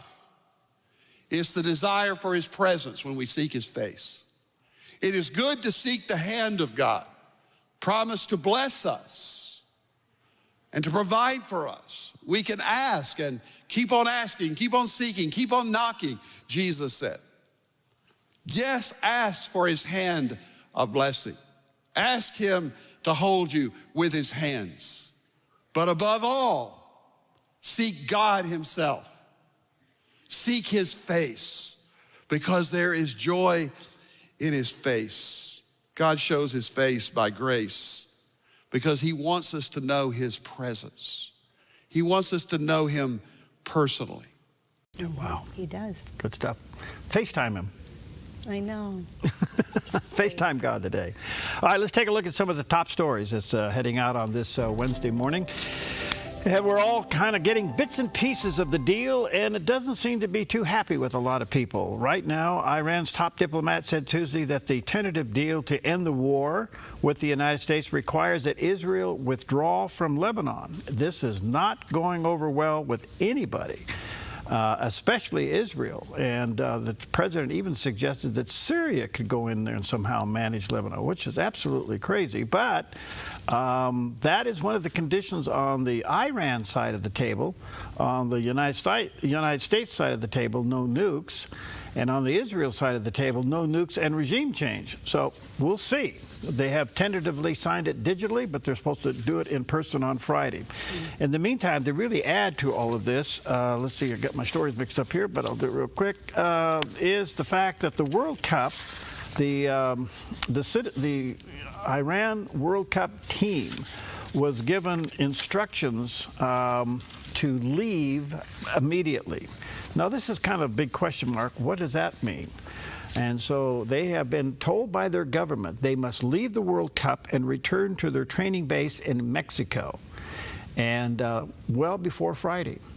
Their last match was with New Zealand Monday night, and it ended up in a 2-2 draw. So this is kind of sad. And you got to remember one thing: the Olympic athletes from Iran that returned home were gruesomely and publicly murdered. Yeah. So I don't know what this means, but it's not a good sign. And then the other part of the deal that everybody's complaining about is that apparently the president is suggesting $300 billion be paid to Iran if they meet all of these so-called 10 points for reconstruction. That's not going over well with members of Congress. So the whole deal seems to be a bit shaky, even though they have tentatively signed it electronically. They're supposed to do it in Switzerland on Friday in person. We'll have to wait and see. And the other story that kind of broke yesterday is kind of interesting. Vice President J.D. Vance went on The View.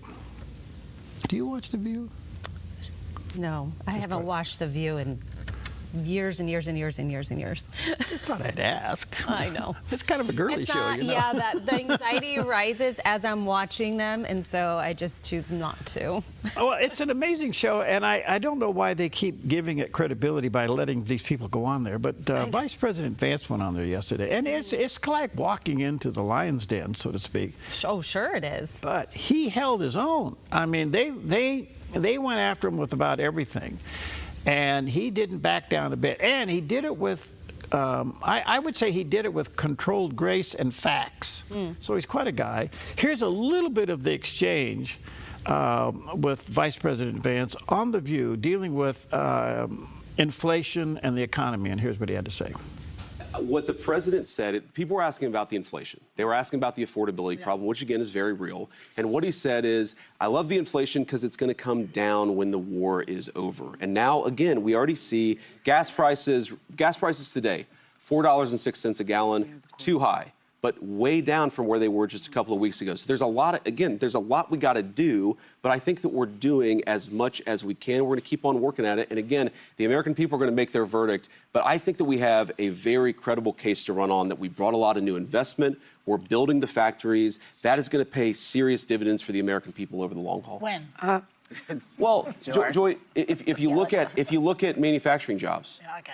those jobs are increasing at a large number. Construction jobs are doing a little bit better. So what happens is the construction jobs to build the factories, and then the manufacturing workers go back to work. That also leads to rising wages. That's one of the things that I'm very proud of, is if you look at the amount that wages are going up now compared to, say, 2022, they're going up way faster. That's a good thing.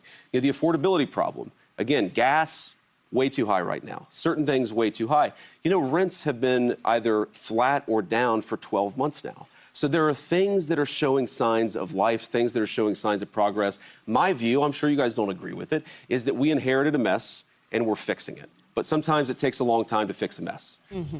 Okay, so he handled himself really well. I'm surprised. And I watched bits and pieces of it. I can't really stand it, but in order to be informed, I watch bits and pieces. And they're just firing opinions. Right. When he returns with this calm answers and they have facts attached to it, seems to go off a little bit better. But I have to admit, knowing that you were going to be with me on the show this morning, and thank you again for getting up early. Yeah, my pleasure. I was thinking about your show. Your show is called Season to Shine. Yes. I always play around with it. I called it Shiny Shoes. It's a great show. She has women guests, and you talk and experience and testimony. Life journey experience. Life journey experience. How the Lord has made them shine through their season. Shine in their season. Yeah. Well, how about the pew? Instead of the view? Well, I like it. You know what? I think it could work. I think that what women if we do need to get pew? together and talk about real Christian issues and life and all that in a healthy, non-toxic, catty kind of way. Well, see, we could get two of these little quarter pews, you know. The corner pews, yeah, okay. These little ones, the little short pews. I'm picturing it. You know, they only seat maybe 1.5 people, and you know, sitting here. You know, and we just changed the show and called it the Pew. Sure. You know. Well, we'll take and your girls can sit there and gossip. If you're interested, send an email to theDove at theDove.us if you don't mind being under the bright lights and expressing your opinion to women. Yeah, send me an email. Okay, now, but the other thing I brought this up is that show is violating one of your deals that you don't want to do. The Pew? Yeah, no, The View did. The View, what's that? They had a man on the show. Yeah, well, my show is just for women. Okay. Yep. But the Pew? I think that we would have to allow men on that one. Would you interview a pastor? I would have J.D. Vance, absolutely. No. A pastor, not The View, the Pew. No, but why couldn't we have one? So you'd have head of women's ministries on? That'd be fine. Okay. Yeah. The Pew. I got to go to work on the Pew. That also would be a good apologetic show.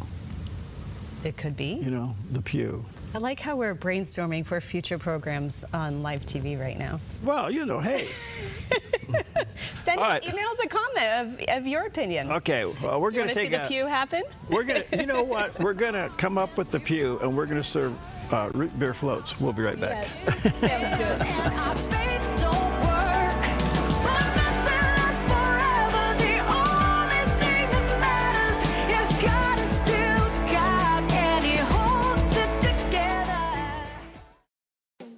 Since 1934, Grange Co-op has been more than just a store. We've been a cornerstone of our community, owned by people like you. We proudly offer top-quality farm and ranch supplies, including our own Rogue feed, as well as workwear, Western apparel, garden essentials, and pet care products. By signing up as a Grange Rewards customer, you not only enjoy exclusive benefits like special offers and 1% back on most purchases, but you also become part of something bigger, a cooperative that you own and help shape. Join Grange Rewards today. Have you seen Mornings on the Dove? Something has happened to our country here where we're glorifying assassinations and killings and killing babies, and we're glorifying taking God's creation and turning it upside down and throwing it on its head, where a boy can become a girl and a girl become a boy. I mean, the whole thing. At what point are you going to wake up and realize that we are fighting something that's spiritual? News with a little bit of common sense. Mornings on the Dove, weekdays 6 to 8 a.m. Come fall in love with Northridge Senior Living, where contemporary sunlit interiors meet old world elegance. Walk through our lovely hallways and enjoy the fun staff-led activities. Forge lasting friendships with other residents and our exceptional caregivers. Dine in style. Gather near the fireplace under breathtaking chandeliers. Our reasonably priced apartments are spacious with private balconies. Northridge is Christian-owned and operated, pet-friendly, and only 2 blocks from Asante Rogue Regional Medical Center. On-site, in-home care is available. We also offer senior adult daycare. Your loved one can spend the day with us and the evenings with you. Northridge Senior Living, your home.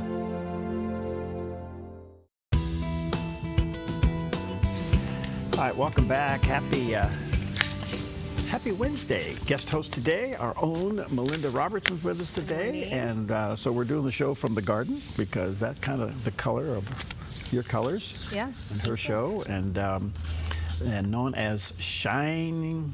Season to Shine. I'm sorry. This is what happens. You know when what? you I make fun tease of things so and I much. can't get it out of my mind. Yes, that's So, exactly it. All around here I call it. It's called Shining Season to Shine. Yes. Season you can to still Shine. catch it Monday, Wednesday, Fridays at 4 p.m. on the Dove TV. Okay, check it out. All right, good morning to you. Just a little bit of a backyard update. One of the great things in southern Oregon, and it's been somewhat controversial, is the dam removal along the Klamath River. This has been a multiple year issue. And believe me, we have heard from both sides of this argument and a lot of things, but now here we are on the other side of these dams being removed, and it's the response and the results of this has been absolutely amazing. And one of the key factors is restoring the river to its natural habitat, and of course obviously getting the fish to continue to migrate, especially the salmon. And the Indian tribes at the mouth and the upper Klamath all have worked hard together and worked together. There was a movie made about this that our son did called The River Between Us, and it turned out to be an amazing thing. Well, here we are on the backside of these dams being removed, which was very controversial. But they're gone now, and the river has returned and returning to its natural habitat. But here's the other good news. Strong adult salmon counts way up the river. And what's really interesting, even some of the adult salmons along with the juvenile salmon have migrated far beyond where the dams were, and even up some of the tributaries to the Klamath River, which has not seen salmon for over 100 years. Wow, fantastic. Now, this is nature at its best, and you got to ask yourself, how in the world do they know to do that? And that's how God created them. And so it's all being restored, getting back. The river is in good shape. Of course, the water levels this year are low, and some of the farmers there in the basin are going to have to give up farming this year. And that's just because the overall water conditions throughout the Pacific Northwest, we're in a critical state. But the fish count is amazing. And it's looking really, really good. All right, let's check out Wall Street on this Wednesday morning. And our good friend Preston over at Smart Lawn, he's the guy that helps us with this. Thank you, Preston. You're cool dude. By the way, did you know his wife has an ice cream shop over in Twin Peaks there in Central Point? What a great day to go get You some go to the ice ice cream. I'm pretty sure they could fix your float. Yes, go ask for one. And the other thing is have a scoop of their mint chip. Oh, it's wonderful. Anyway, the Dow's up 201 points. The Nasdaq's off a little bit. The S&P up a little bit. Gold's back up to 43.60. Silver's pushing a little over $70. And crude oil is up but down. It's just right under $78. So hanging in there at a good number, and hopefully will continue to go down. Well, we have Republican Senator Kevin Cramer, who is from North Dakota. He spoke with Fox Business's Mornings with Maria. I can almost get it out this morning. I need more coffee. To discuss President Donald Trump's Iran deal and congressional review efforts. Obviously, there are conflicting reports depending on who you're talking to, and that's to be understood. Both sides in this deal have their own politics to consider. Both sides' position. I would hate to be up against Donald Trump in any negotiation, and if I'm confronted with who to believe, I'm going to believe Donald Trump. With regard to the ratification process, I think it is important to note that this is not a treaty. This is an MOU. Treaties have to be ratified by the Senate. MOUs do not. However, Iran is special in the sense that there's the Iran Nuclear Agreement Review Act, which does require a 60-day time frame for Congress to review any type of a deal that's done with Iran. However, 60 days to review is not the same thing as a ratification. But I do think, I agree with Senator Langford, anything that you want to make durable is best done with a vote by Congress. So, congressional overview is going to be a big part of this review, I should say, after. And I think he makes a good point, and I have to remind myself of this. I think we all do. This is not a treaty. This is just a memorandum of understanding, which basically isn't worth anything. You do this to start negotiations. An MOU is used to start a deal. So you bring all of the factors to the table. I deal with MOUs as it relates to contracts for leasing tower spaces and things like that. And so you bring all these elements in, and then you kind of just narrow it down before you sign an actual contract. So if the MOU does get signed officially, okay, does Iran plan on upholding it? The rub with this whole thing right now is Israel's been left out, and they're not happy about that, and they shouldn't be. So anyway, a long ways to go. Today's Wednesday. We'll see what happens on Friday. So we'll see what happens. In the meantime, root beer? Oh. Yeah. What's the apple strudel? Apple strudel, which is good, but I think I'm just leaning towards cold ice cream today. Cold ice cream. It's hot.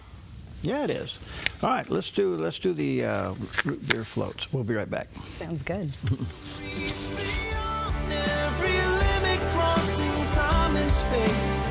You reach beyond majestic beauty to this broken place. You reach beyond heaven's glory to hang upon a cross. Your yard is where life happens, but it can be muddy and hard to maintain. Enjoy a maintenance-free artificial turf lawn all year round with Smart Lawn LLC. No mowing, no fertilizing, no watering. Our synthetic grass is beautiful and resilient. It's certified to be lead-free, and there's no need for pesticides. Safe for your children and pets. Smart Lawn LLC has all your artificial turf and putting green areas covered beautifully. 541-941-3538.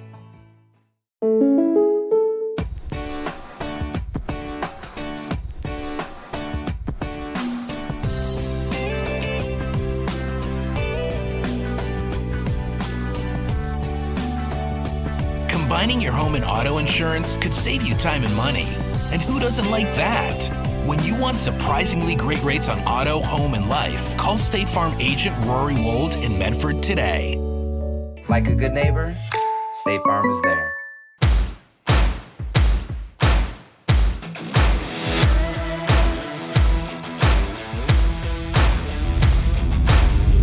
Men of Southern Oregon, please join us for our next Game Changers, June 27th, with Eddie Penny. He's the author of Unafraid. He was on SEAL Team 6. He's got a thriving ministry and podcast. Can't wait for you guys to hear his story. He'll be in Grants Pass, June 27th, 6 p.m. That's the time of our event. The meal will be at 5 p.m. Please join us June 27th with Eddie Penny at the next Game Changers. Register online at GameChangersNorthwest.org. See you then.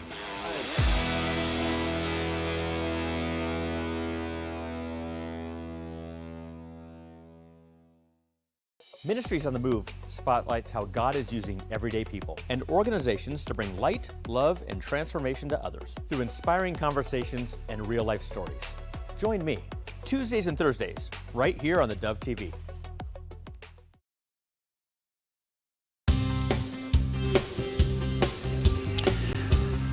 All right, 27 before the hour on a beautiful Wednesday. Melinda Robertson with me today, host of Season to Shine. See, I got it right. Yeah, good job. And those are all her colors. We're doing the show from the garden this morning. Well, the big deal is the big deal, and we don't know all the deals to the big deal. No, we don't. Apparently, there is a get-together of a ceasefire for 60 days. And then there's 10 points from what I've been told and read. There's 10 points. And we're getting conflicting reports of what those 10 points really are, because we just don't know. We know one of them is not setting well with Israel, and that is that Israel would have to completely remove itself from Lebanon, and that's not going over well. So in the meantime, Joshua Swanson from CBN, he'll get us caught up on from their perspective. Lawmakers are pressuring for more details on the Iran Memorandum of Understanding. President Trump says the deal keeps Iran from getting a nuclear weapon and will reopen the Strait of Hormuz. Speaking alongside the UAE president at the G7 summit, he praised the Gulf ally and predicted a brighter future for the region. This country was a very powerful ally, and good things are happening. The ships are starting to move now. We're going to have it fully open by Friday. Despite the president's optimism, reports indicate some senior administration officials are skeptical. According to Axios, Secretary of State Marco Rubio, Defense Secretary Pete Hegseth, and CIA Director John Ratcliffe have all expressed concerns about the agreement. U.S. intelligence assessments also raise doubts about whether Tehran will follow through in terminating its nuclear program. The uncertainty is fueling calls to release the full text of the agreement. Let's release it and let people see what's out there so we stop debating about something none of us has seen. Questioned about the language, President Trump says he is open to sending the MOU to Congress for lawmakers to review. Never thought about sending it, never even thought about it, but I will. I will send it to Congress. I like the idea. On Capitol Hill, lawmakers expressed cautious optimism. I'm confident that President Trump won't sign a bad deal. Once the MOU is actually released, we can all look at it. I think that would be helpful. My skepticism is Iran itself. What would a good deal look like? Some lawmakers remain unconvinced that Iran will keep its word. Iran's run by religious zealots.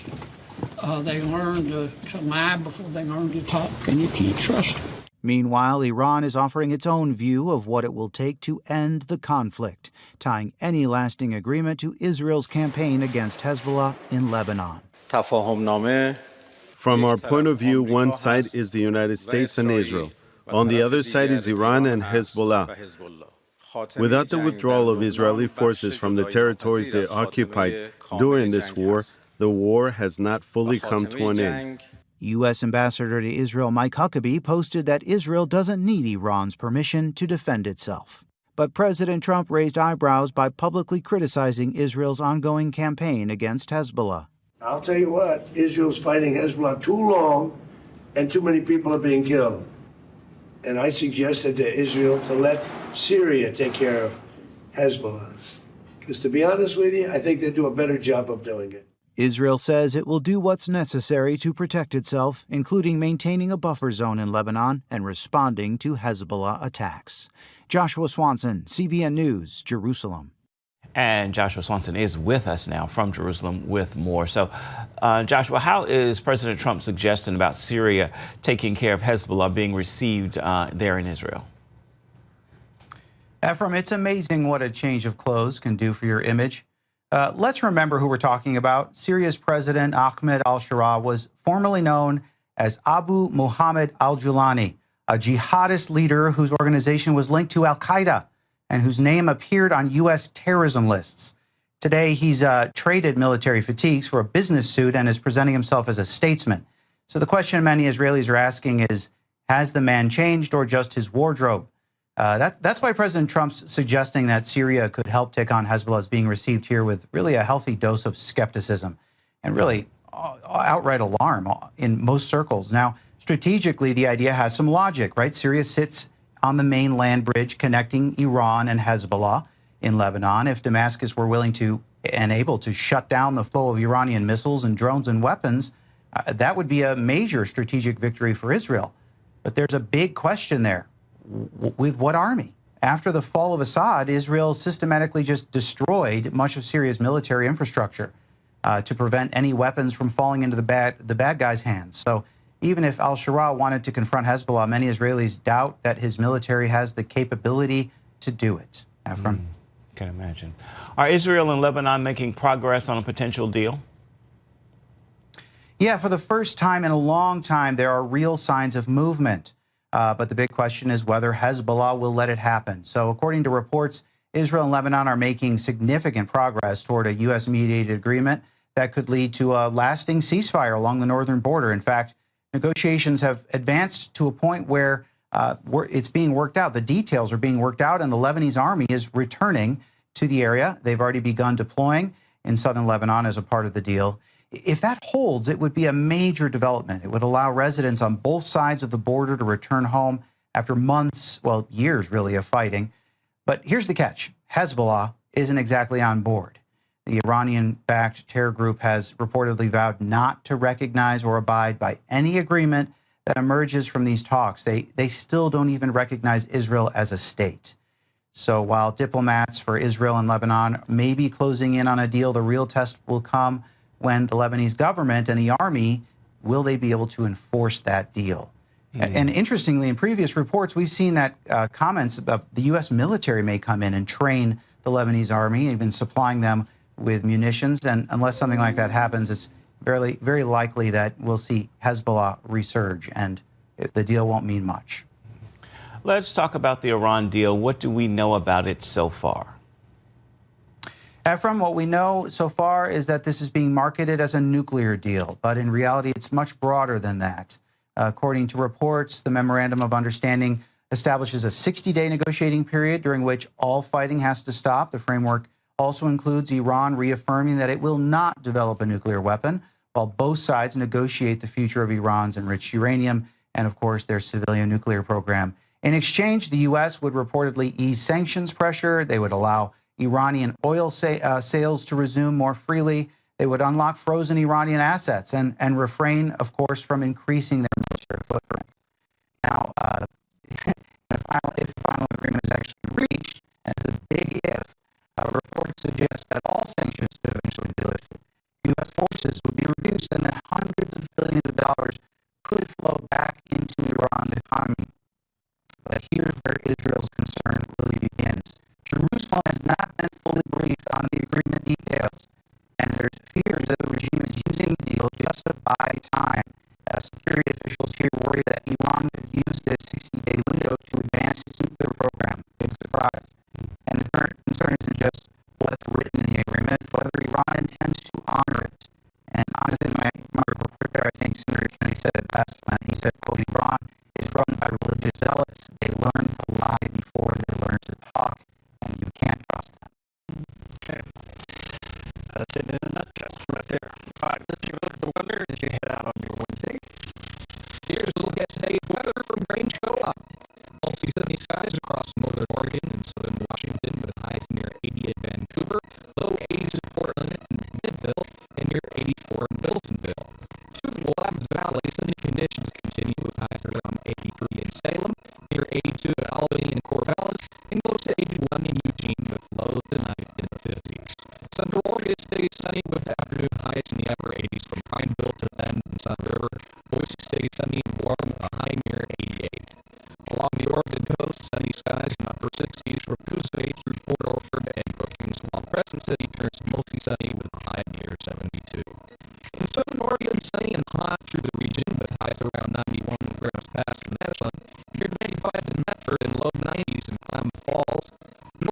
California maintains hot conditions, upper 90s in Guadalupe, Brandon, and Chico. Forecast stays partly sunny and much cooler with highs near 59. Across the Bay Area, fog and sunny skies for Santa Rosa, patchy fog and sunny in Napa, decreasing clouds in San Francisco, and sunny with mid-80s in San Jose. For Central California, sunny with highs in mid-80s in Sacramento, low 90s in Stockton, Modesto, upper 90s in Fresno, Visalia, and near 100 in Bakersfield. That's a look at your Wednesday weather from Grange Co-op. He's back. Jerry, bless his heart. He's going to take a look here at this day in history in 1837. On June 17, 1837, inventor and self-taught chemist Charles Goodyear received his first patent related to rubber, marking an important step in a journey that would change modern life. At the time, natural rubber had a major problem. It became sticky in hot weather and brittle when temperatures dropped, making it unreliable for everyday use.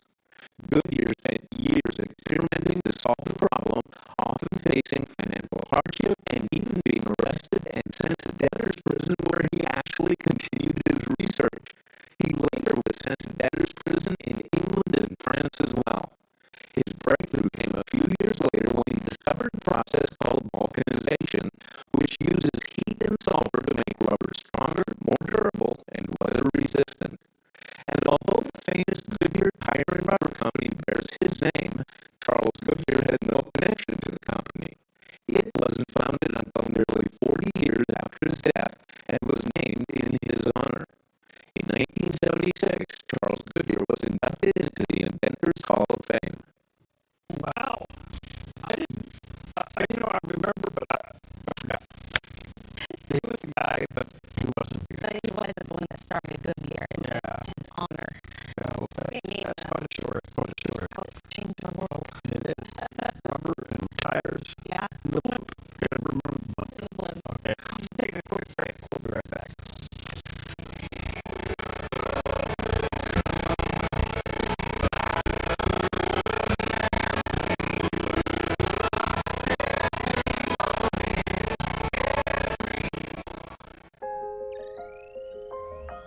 The Lennox iComfort S30 thermostat can sense changes in your environment. It even knows when you come and go. So now your home's most important system is also the smartest. Metal Masters can give you the smartest home comfort system available.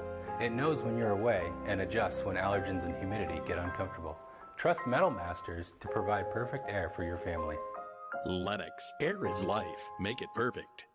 What if the school you chose shaped who your child becomes forever? At Rogue Valley Adventist Academy, every lesson begins with purpose.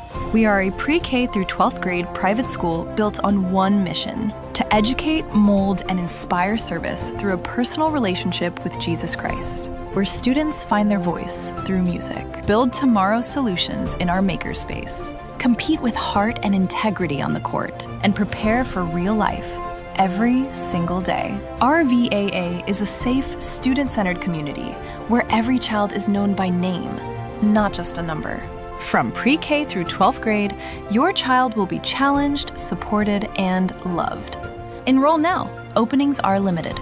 Visit rvaa.us or call 541-773-2988. Rogue Valley Adventist Academy, located in Medford. Join in and stand out. Jerry's Historical Archives. U.S. History. Great moments in time. Record breakers. Our music through the years. Relive the past and learn something new. Open up Jerry's Historical Archives. Weekdays only on Mornings on the Dove.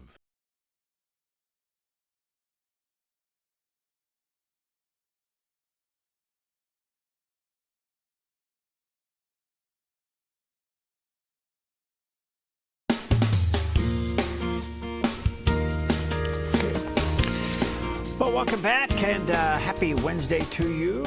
Joined with Melinda this morning, Melinda Robertson. She is one of our key staff members here.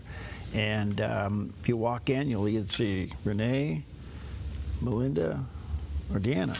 Pretty much. You guys all share the same aquarium. Yes, we do. Anyway, good morning to you. A lot going on. The other day I had Ken Abramowitz on. He's better known as a Middle East expert. He's authored a book called The Multi-Front War, which is very popular and, quite frankly, underlines everything that we're dealing with today. And I mentioned to him is whether or not the Straits of Hormuz reopening is that going to help China as well. And here's what he had to say. Yes, we were in effect squeezing everybody, but we were also squeezing ourselves. So he made the decision, okay, fine, everyone can have oil. I want the oil. I want the natural gas, I being America. Everyone else is going to benefit. The whole world economy is going to benefit. Economic growth for the world is good. There was one unfortunate thing there is that even the bad guys get the oil. You know, in a perfect world, you would open up the strait and only your allies or yourself would get the oil. But as obvious, it goes to everybody. So here, Iran in particular is like getting a life preserver. You know, here you have a death cult personified dying, and you throw them a life preserver. And now they're going to get the money. And when they get the money, it's going to go to their worldwide terror structure. They have at least 600,000 and maybe as many as 1 million terrorists in the world. Well, they need to be paid. I don't want them being paid.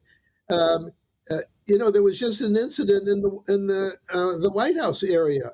The FBI, I just saw in the news there, they found 20 guys. I'd like to know if they came from Iran or if the money came from Iran. And Iran has sleeper cells all over the place. So I don't want them to get any resources, but if the strait is open, they're going to get the resources. But what I would say, we should all be very close to watch if they get any other resources. In other words, President Trump and J.D. Vance said they're getting no money from America. But I hear stories that they're getting some money from Qatar. No, I don't know if it's true or not. But if it is, America should stop any money going to Iran from anywhere, because we have to maintain an economic blockade of Iran so they don't have the resource to build the new nuclear weapons, to enrich uranium, to supply their 600,000 to 1 million worldwide terrorists, and to create havoc all over the world. So that's an issue everyone should keep their eyes open for. No money to them for any reason from anyone until they end the nuclear program, end the enrichment program, close down their up to 1 million terrorists. I want them laid off. I want to see 1 million pink slips, so to speak.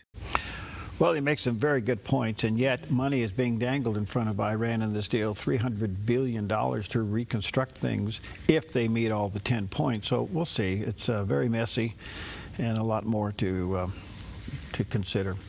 All right, well, listen, traditions being what they are, we all have them. Family have traditions. But has traditions in evangelicalism shifted? Now, let me just give you a little example for those of you who are, say, a little older. So I won't draw that on you. I'll draw it on myself, okay? So when you came into your Christian life, and there's an old saying, whatever won you to Christ is needed to maintain you in Christ. So if you came to Christ in a very traditional church, you have seen those traditions through the years greatly shift. Oh, sure. Especially in evangelicalism, but not so with other denominations. The Catholic Church, the Orthodox Church have not changed, and they have become very attractive, I should say, to younger people, especially young men, because of the structure. But what has happened to evangelicalism? Have we changed too much? Well, Matthew Bingham with Crossway deals with this. One of the things that cultural commentators in our particular moment, the 21st century West, are often observing, whether they're Christian or not, is that our culture has a sense of rootlessness and a disconnection from the past, from tradition, from things that have gone before. We have a culture that seems increasingly sort of focused on consumer spending and things that disconnect us from tradition and history. So people are hungry for that, and I think a lot of Christians, a lot of evangelical Christians look to traditions like Eastern Orthodoxy and Roman Catholicism, and they see something that whatever criticisms one might want to bring is rooted, ostensibly, in a tradition that goes back a long way. Then they contrast that with evangelicalism. And evangelicalism, for all the wonderful good that it's done, often has been a very disconnected from the past. I think two reasons for that. One, an incredible and wonderful focus on missions and evangelism, which prioritizes contextualization and reaching new people with the gospel, which again is wonderful. But often in that, you aren't particularly focused on a tradition because you're trying to reach people with the gospel today. So I think that cuts in that direction. And then secondly, I think that the Reformation's commitment to sola scriptura, which is, I think, one of the crown jewels of the Reformation, and in fact, the burden of the book is to lean into that more. However, there is sometimes a potential if we're saying, well, look, we're just presenting the faith once for all delivered to the saints in the Scriptures.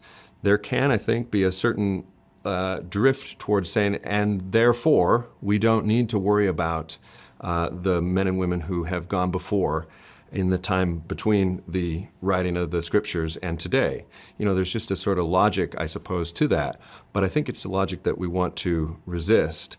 I think the Scriptures, the New Testament, Paul in Philippians says to look to me and to others who have followed Christ in worthy ways. You have in them an example. And so I think the Bible itself commends to us that we would look at church history, we would look at those who've gone before and follow them as they follow Christ. I think the difference between evangelicals then and some of these other traditions is we don't always have the institutional linkages and supports that they do, at least ostensibly. And so we have to fight for it a little bit more. We have to fight a little bit more to retrieve and recover and celebrate that which is good in our own tradition. And my contention is there's a lot that's good and a lot that's worth recovering, retrieving, and fighting for. Well, this is an interesting topic because we have seen the change in evangelicalism with music, in worship. Very much so. We have seen it with how we dress when we go to church and how pastors are dressing when up on the stage and behind the pulpit. We have seen it with the way churches are arranged. Some don't even have crosses in them anymore, or American flags and things like that. And I'm not saying any of this is bad. What I'm saying is that we have moved with the culture in trying to attract the culture, and then sometimes the question comes up, have we gone too far? Yeah. Have we gone too far? What are we sacrificing in exchange? Yeah. Yeah, so if young men are drawn to structure like Orthodoxy or Catholicism, that's because there are things that don't change. They're rock solid. Right. Well, and a lot of this younger world needs that structure. Our family units aren't how they used to be. And I think that a lot of them are seeking for that reason alone. Yep, they're looking for structure. By the way, we do a program here, Polina does it, called The Ancient Church, which goes back and gives you the history of why churches sometimes don't change, especially on the Orthodox side. So it's an excellent program to take under consideration. Take with you Hebrews chapter 10, verse 36. For you have need of endurance, so that after you have done the will of God, you may receive the promise. There's a promise and a little bit of instruction. Hang in there. Complete it, okay? All right, beautiful day. Be careful out there, hot and dry. Have a great day. Like a flame, like a burning star. At Sweet Tea Express, we've got you covered. Order at the counter and our friendly service staff will do the rest. Breakfast served daily until 2 p.m. Breakfast burritos, biscuits and gravy, skillets, omelets, and more. Sweet Tea Express. Don't get caught hungry. I'm Susanna, and I contracted KA Designs to do custom cabinets throughout my house. we chose a really beautiful maple wood that really creates like a nice airy space. Everything was custom, and it was really cool because I got to literally see it come to life in person. We love to entertain, and we have a large family, so everything came together perfectly, exactly what I wanted. I highly suggest KA Designs if you're looking to design your dream house. Go check them out in their showroom. You will not be disappointed. The Salvation Army fleet of vehicles is critical to providing essential services in our community, from picking up food for our food pantry to taking kids to camp and youth programming. We rely on Kelly's Automotive to keep us on the road so we can continue to provide the needs of our community 365 days a year. We can't do that without our fleet of vehicles in Kelly's Automotive. When life feels heavy, your body feels it, your mind feels it. That is why I created Organic Elements Wellness Spa, a place where wellness is not a luxury, it's a way of life. Step into our wellness lounge with a Himalayan salt room, infrared sauna, steam room, and invigorating cold plunge. Restore your nervous system, detox your body, and clear your mind. Then experience customized massage, advanced skin therapies, and result-driven facials, all designed to help you look as good as you feel. There's nothing else like this in Southern Oregon.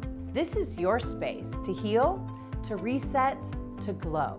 Call today to book your private wellness party for up to 15 guests, or surprise someone special with a gift certificate. Visit Organic Elements Wellness Spa on East Main Street in Medford. Book online at organicelementspa.com. Wellness is wholeness. Voted best of Southern Oregon. This little light of mine, I'm gonna let it shine, gonna let it shine. This little light of mine, I'm gonna let it shine.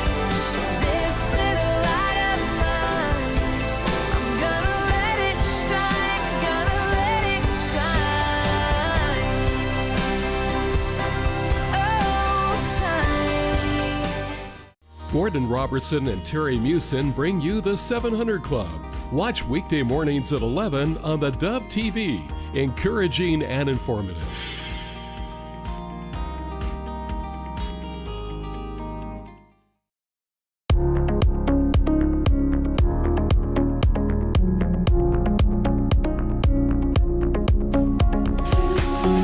Well, welcome to Focus Today. I'm your host, Perry Atkinson. Always delighted when we have time to sit down with Leighton Gray. He's a distinguished constitutional lawyer, host of the Gray Matter podcast. I love that title.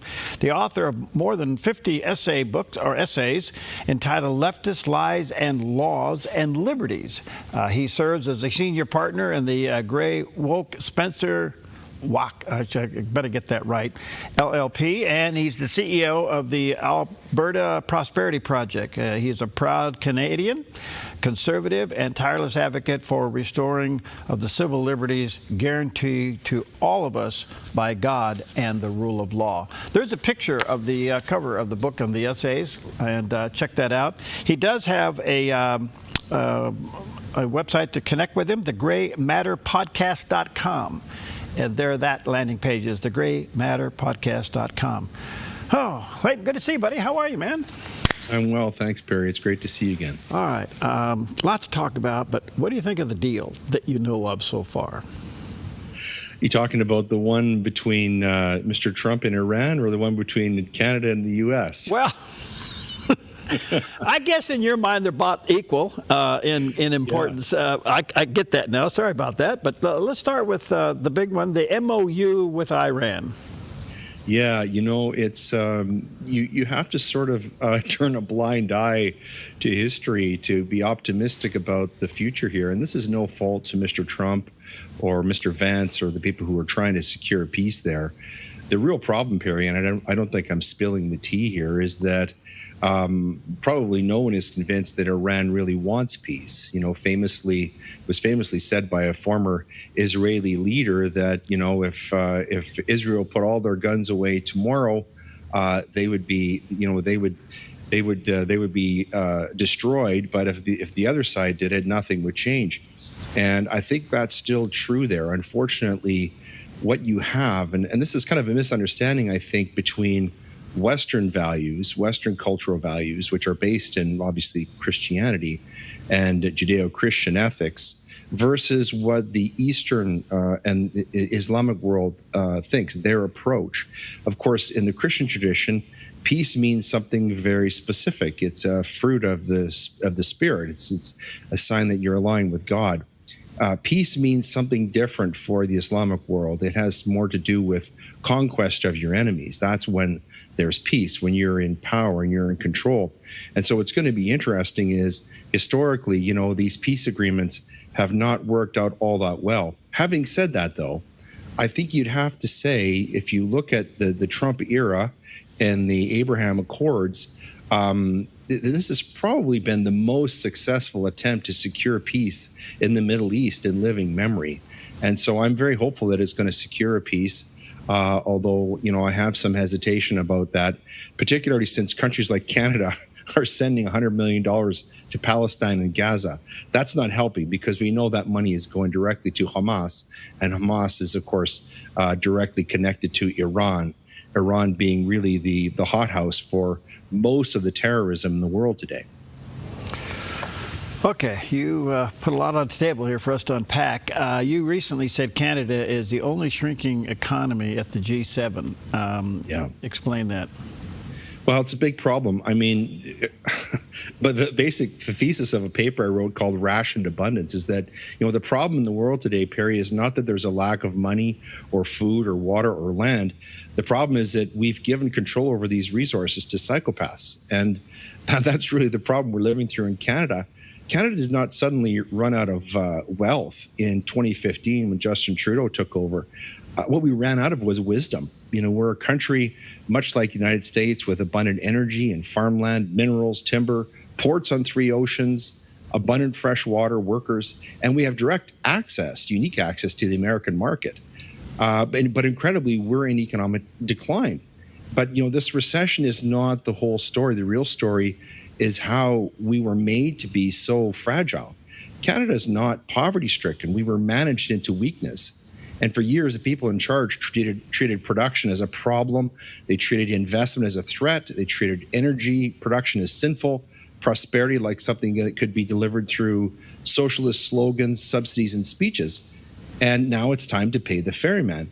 You know, the deeper question is not whether the economy shrank for 2 successive quarters, which it has in Canada.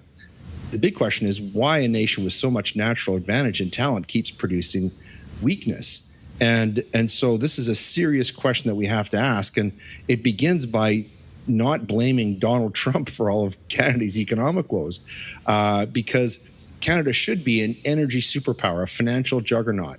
As I said, we have all the natural resources, the richest country per capita for natural resources in the world. And we sit adjacent to the largest consumption market in world history. And so we really have everything required to build a serious country. And, you know, Lord Conrad Black, in his book, The Canadian Manifesto, he says the bell of opportunity tolls for us and the world for once will listen. It's our turn.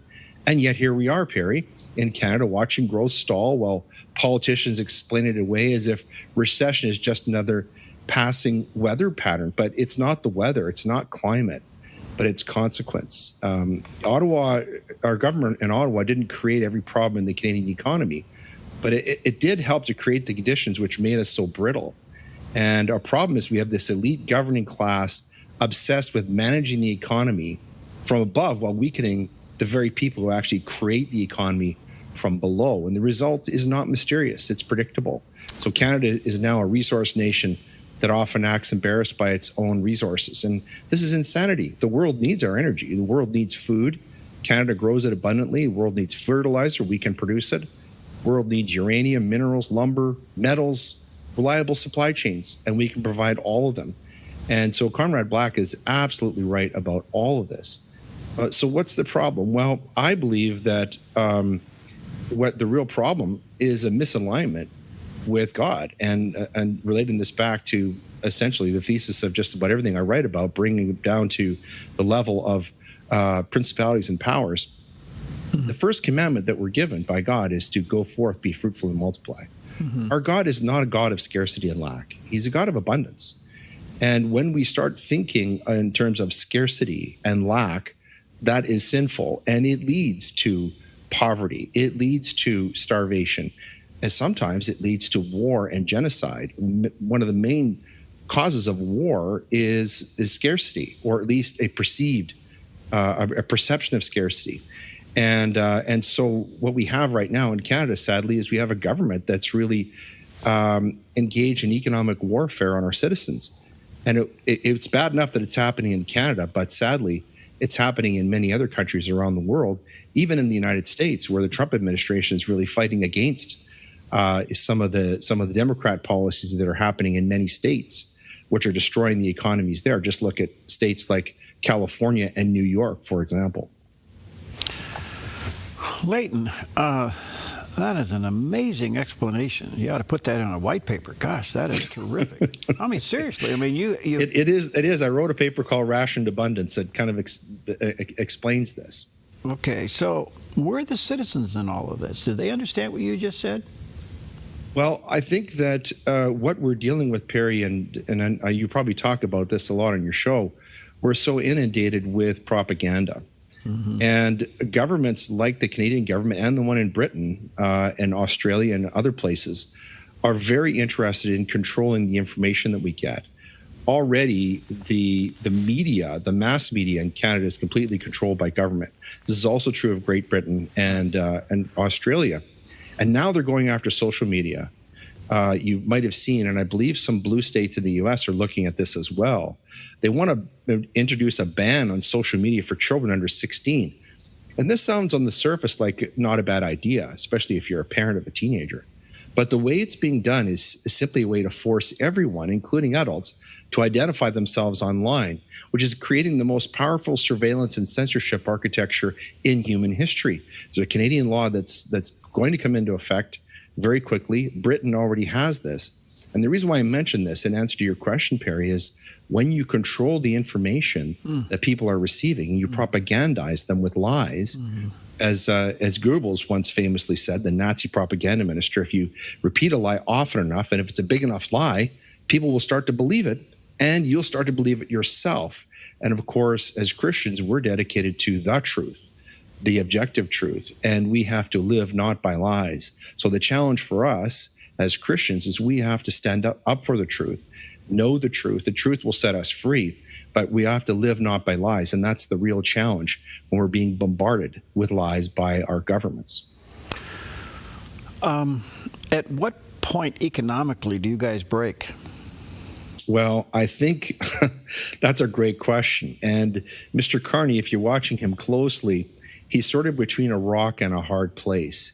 He's sort of fraternizing with the European Union, threatening to join the European Union. But then he comes to New York and he gives a speech and he talks about Fortress North America.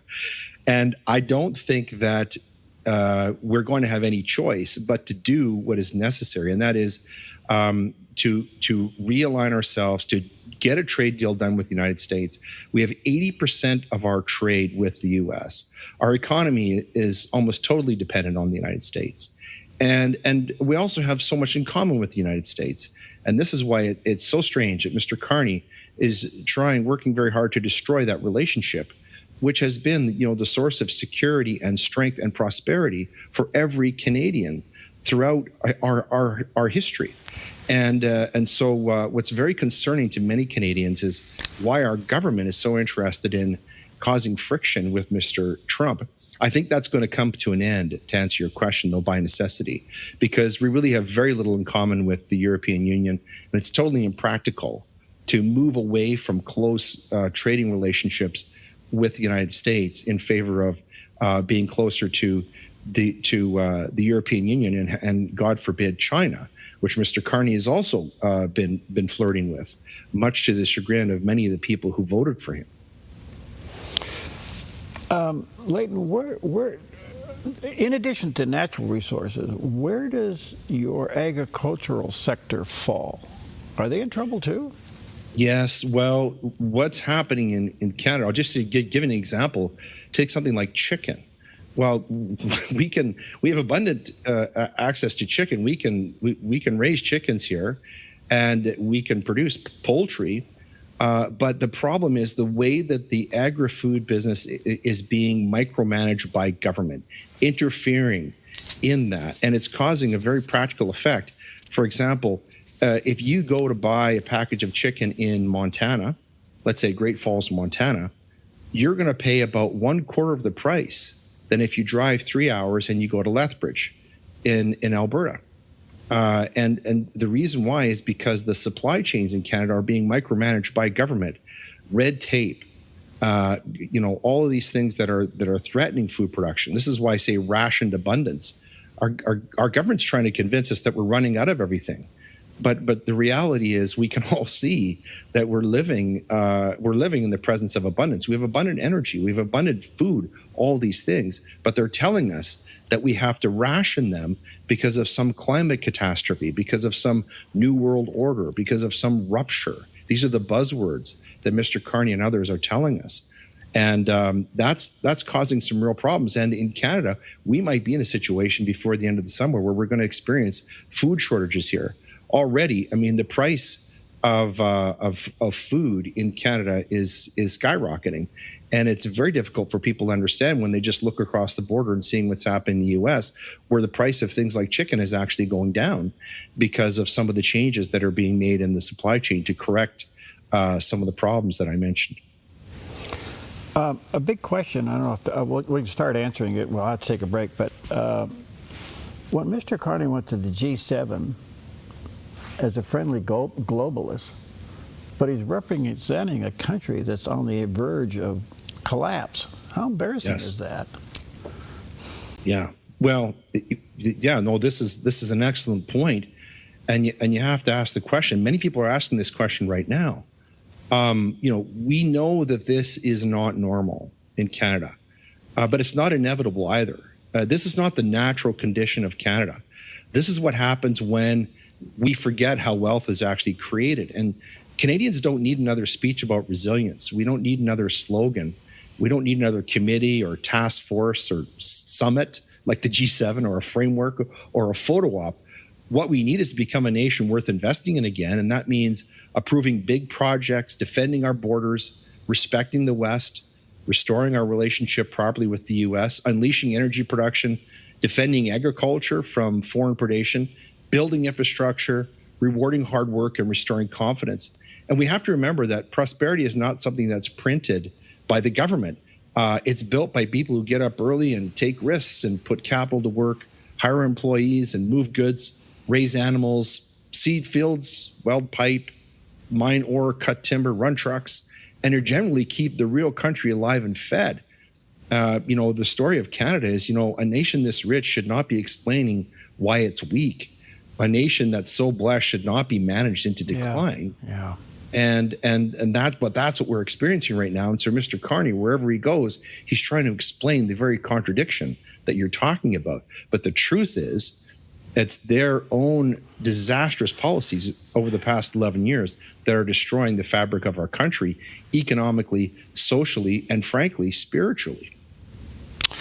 Amazing. Let me take a quick break here. I got more questions. Check out Leighton's website.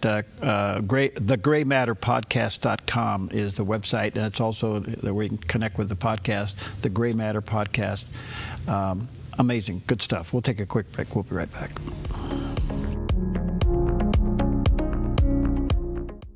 We love staying connected with you, our amazing Dove partners. That's why we created the Studio Insider, your complimentary magazine packed with everything happening at the Dove.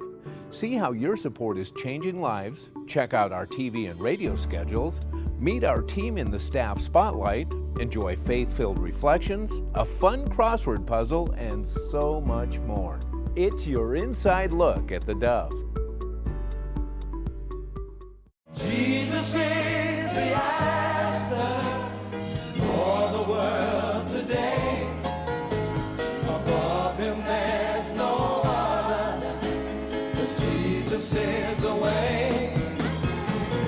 Jesus is the answer for the world today.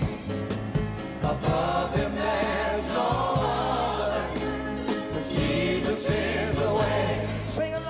Your sweet tooth just became a force for good. The Salvation Army's Taste Good, Do Good Challenge is on June 5th through the 30th, and local bakeries, restaurants, and shops are serving up exclusive treats you can only get during the challenge. Hit different spots, collect punches, and vote for the best bite in town. And every delicious stop helps support local kids and veterans right here in our community. Start your adventure at tastegooddogood.net.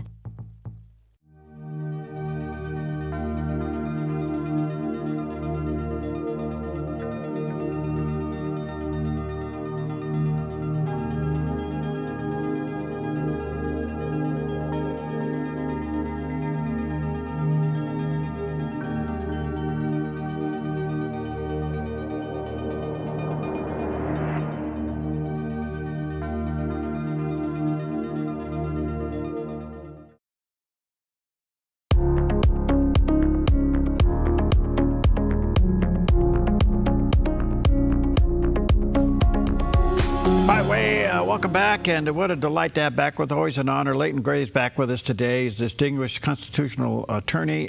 He has a podcast called Gray Matter Podcast. That's also the website, thegraymatterpodcast.com. There's a picture of that landing page.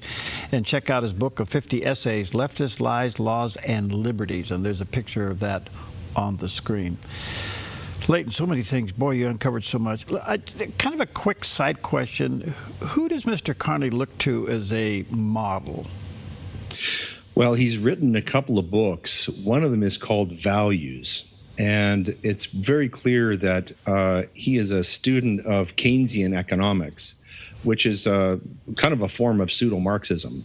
Mr. Carney is he is a champagne socialist, if you like. He's one of the architects of the World Economic Forum. In fact, a lot of the economic policy that the World Economic Forum has produced, ideas like you will own nothing and be happy, really comes right out of his thinking. And what we're seeing right now is essentially applied socialism, which I regard as a sinful ideology because it's based upon the sin of envy. Basically, what socialism says is that you should covet somebody else's stuff. That if somebody's doing better than you, this somehow has to be corrected using the strong arm of the state. And there's simply no question that that's where Mr. Carney's values are. But what we're seeing right now is, red communism, what we used to know as red communism, Perry, back in the Cold War, has been repackaged into it. Now it's green, but it's the same old socialism. It's the same old Marxism. It's your grandfather's communism, just repackaged as green and climate catastrophe. That's a good parallel analogy. Is there buyer's remorse for him, of him? Well, the strange thing is it's difficult to know the truth about that. On the one hand, Perry, there's a petition going around that's getting a lot of signatures to force him to resign, much like what's happening to Mr. Starmer in Great Britain. But at the same time, the polling, and of course, we don't know if we can trust the polling in Canada anymore, just as we don't know if we can trust our elections. The polling shows that his popularity has actually increased since he became prime minister a little over a year ago. That's hard to imagine, but what we do know is that he's most popular among the boomers in Canada. He's very unpopular among younger people under the age of 35, because they're finding that the cost of living is out of control, and it's like nothing we've ever experienced in Canada. Where young married couples, young people cannot afford to buy homes anymore. They can't get credit at banks. They can't even afford to pay the rent or buy gas. And so for those people who do not have assets, unlike the boomers, the older crowd, he's quite unpopular. I think inevitably, as you alluded to earlier, this is bound to crash. I think that inevitability is coming. There's going to be a lot of economic pain and social pain for Canada.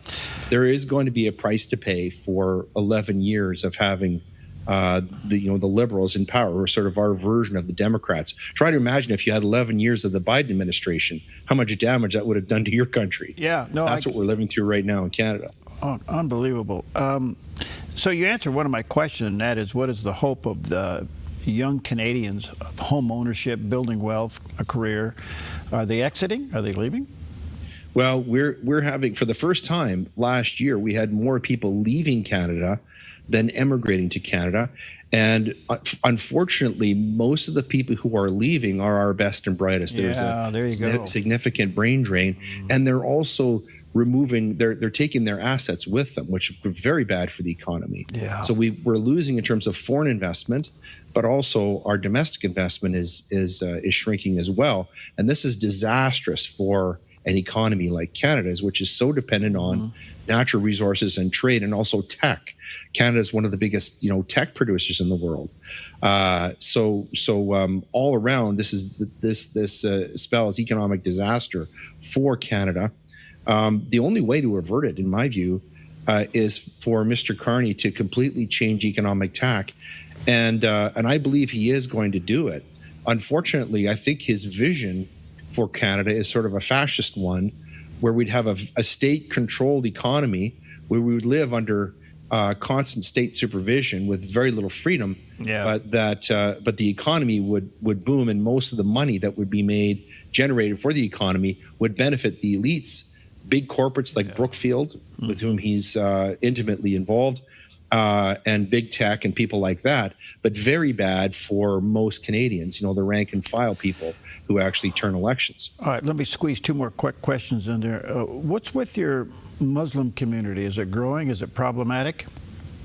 We're having a lot of the same problems that are being experienced in places like Great Britain and in parts of the United States. And I have to tread carefully here because, as you know, Perry, there's a lot of really wonderful people of Islamic faith living in places like the United States and Canada and Great Britain.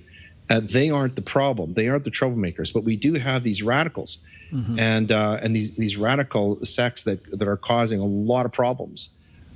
Most of the crime, especially violent crime that's happening, you see what's happened in England, where they've just produced this report showing the systemic gang rape of white girls in Great Britain, incontrovertible evidence that Great Britain ignored this problem, buried it to the great detriment of their citizenry. We're having similar problems in Canada, and where you see it, Perry, most vividly is in the rise of Jew hatred, or anti-Semitism, which is the soft term for it. Right. It's really Jew hatred. And my view is, whenever you see that rise in anti-Semitism, it's a bellwether. It's a sign that something is wrong in the culture. Right. And we have to be very watchful of that and mindful of that. But there's a danger to fall into the trap to sort of demonize all Islamic people. No, when really it's some bad actors who are really causing all the problems. No question about that. And all you have to do is look to Iran and realize there's an underground revival going on of good people turning to God, which is wonderful. To your friends and family members over in the UK, they're dangerously close to the edge, but they may be rising up. What's your take? Well, on the one hand, it's a cautionary tale for Canada, because we've instituted many of the same policies, and we've brought in their central banker as our prime minister. So Britain is a cautionary tale for us. On the other hand, it is encouraging. It's encouraging to us, those of us who are part of the Anglophile tradition, in Canada, the United States, Australia, New Zealand, countries who are sort of born out of the British tradition. It's encouraging to see people there taking pride in that and wanting to maintain it and have it endure, because that's essential to their culture. What I would like to see, Perry, and I think the only way that English culture can endure if it connects to its essence, its foundation, which is Christendom. Yeah. Europe, when Europe was Christendom, when it was the seat of Christianity, it was culturally good. It produced cathedrals, it produced great laws, produced great economies, great traditions. Think of Christmas as we know it. All of that was produced by Europe. And in order for Europe to regain its identity, I think it has to reconnect with Christianity in the way you see it happening in places like Hungary and Poland and elsewhere in Europe. Yeah. I pray that is the future for Great Britain. That is a beautiful That's a beautiful thought. You know, by the way, if you could find it, I've been online and I can't find it anymore, but I have a picture of it. And that is that the original mission statement, if you can believe this, the original mission statement of the BBC was to propagate the gospel of Jesus Christ. Yes, that is true. That is quite true. And I mean, in Canada, we have Genesis chapter 1, verse 27 inscribed on our House of Parliament. And yet our Prime Minister said only last week that we're no longer a Christian country, that we're a secular country. Well, again, this is a lie. It simply isn't true. Canada would not exist but for Christianity. Right. The country of Canada is a fruit of Christendom, as is the United States. And if we're going to maintain it, if it's going to flourish, if God is going to bless our countries, it's only to the extent that we align ourselves with His laws, because that's the fruit of, Jesus said, you shall know them by their fruits. Mm-hmm. And that's true for individuals, that's true for families, for communities, and for nations. Leighton, I got to say, this half hour is very rich, and I would encourage you to continue writing. This is all white paper stuff. I don't know if it ends up in a book, but you have explained so many things so well. I've got 2 books now, Perry. I've got the one you mentioned, and thank you for doing that. Yeah. My second book is available on the seas of Amazon. It's called Trials, Tribulations, and Truth. The third one is coming out next year. It's called Rulers, Rebels, and Rights. So yeah, I'm very busy with my quill. All right. Go to thegraymatterpodcast.com. That's the website, and you can check out all that there as well. God bless you, friend. The Lord is using you. Stay in the fight. We need you. Let's stay connected. Thank you. It's a joy to be here. Thank you. God bless.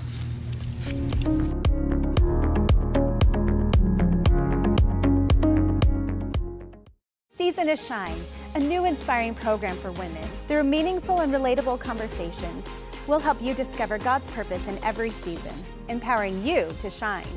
Monday, Wednesday, and Fridays at 4 p.m. on the Dove TV. At Sweet Tea Express, we've got you covered. Order at the counter and our friendly service staff will do the rest. Burgers, salads, sandwiches, barbecue platters, sides, and more. Smoked, grilled, and served to perfection. Sweet Tea Express, breakfast, burgers, and barbecue. Hi, I'm the SOS Alarm guy, here to tell you about a great deal. SOS Alarm will not only beat any internet deal, but will install the system too. So burglars, beware. SOS Alarm for security and beyond.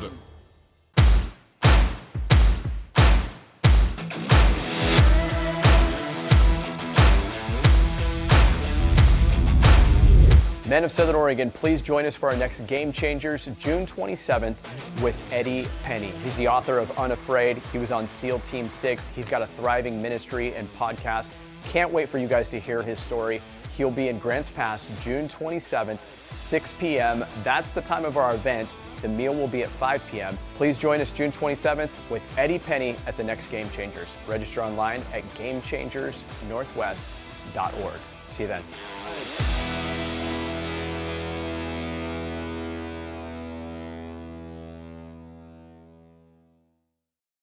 Hey, this is Ed, co-owner of Visiting Angels. To continue to serve our seniors, we need more caregivers with a heart to serve. Our mission statement is honoring the art of giving, which means we honor you, the caregiver. We know it's our people that make Visiting Angels the best in-home care provider and a great place to work. Come be our next amazing caregiver. Give us a call or apply online.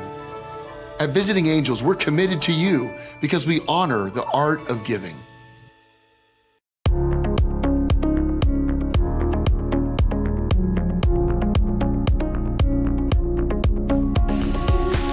Hi, welcome back, and always just really honored when we have time to sit down with John O'Connor. John is a terrific guy. He's got such an insight in so many things. He's a former federal prosecutor, experienced trial lawyer, and the author of a book called Postgate, How the Washington Post Betrayed Deep Throat and Covered Up Watergate, which began today's partisan advocacy journalism. He served as a U.S. attorney in Northern California, both representing the United States in both criminal and civil cases. There's a picture of the book called Postgate, and you can go to thepostgatebook.com, and there's a follow-up called The Mysteries of Watergate. Why are we dealing with this today? Well, it was on this day, in 1972 when it all happened. So, John, good to see you, friend. How are you, buddy? Good with you, Perry. Thank you. All right. Well, you wrote about it. Tell us about it. I guess it's now, 54 years ago, there's a break-in at the Democratic National Committee offices.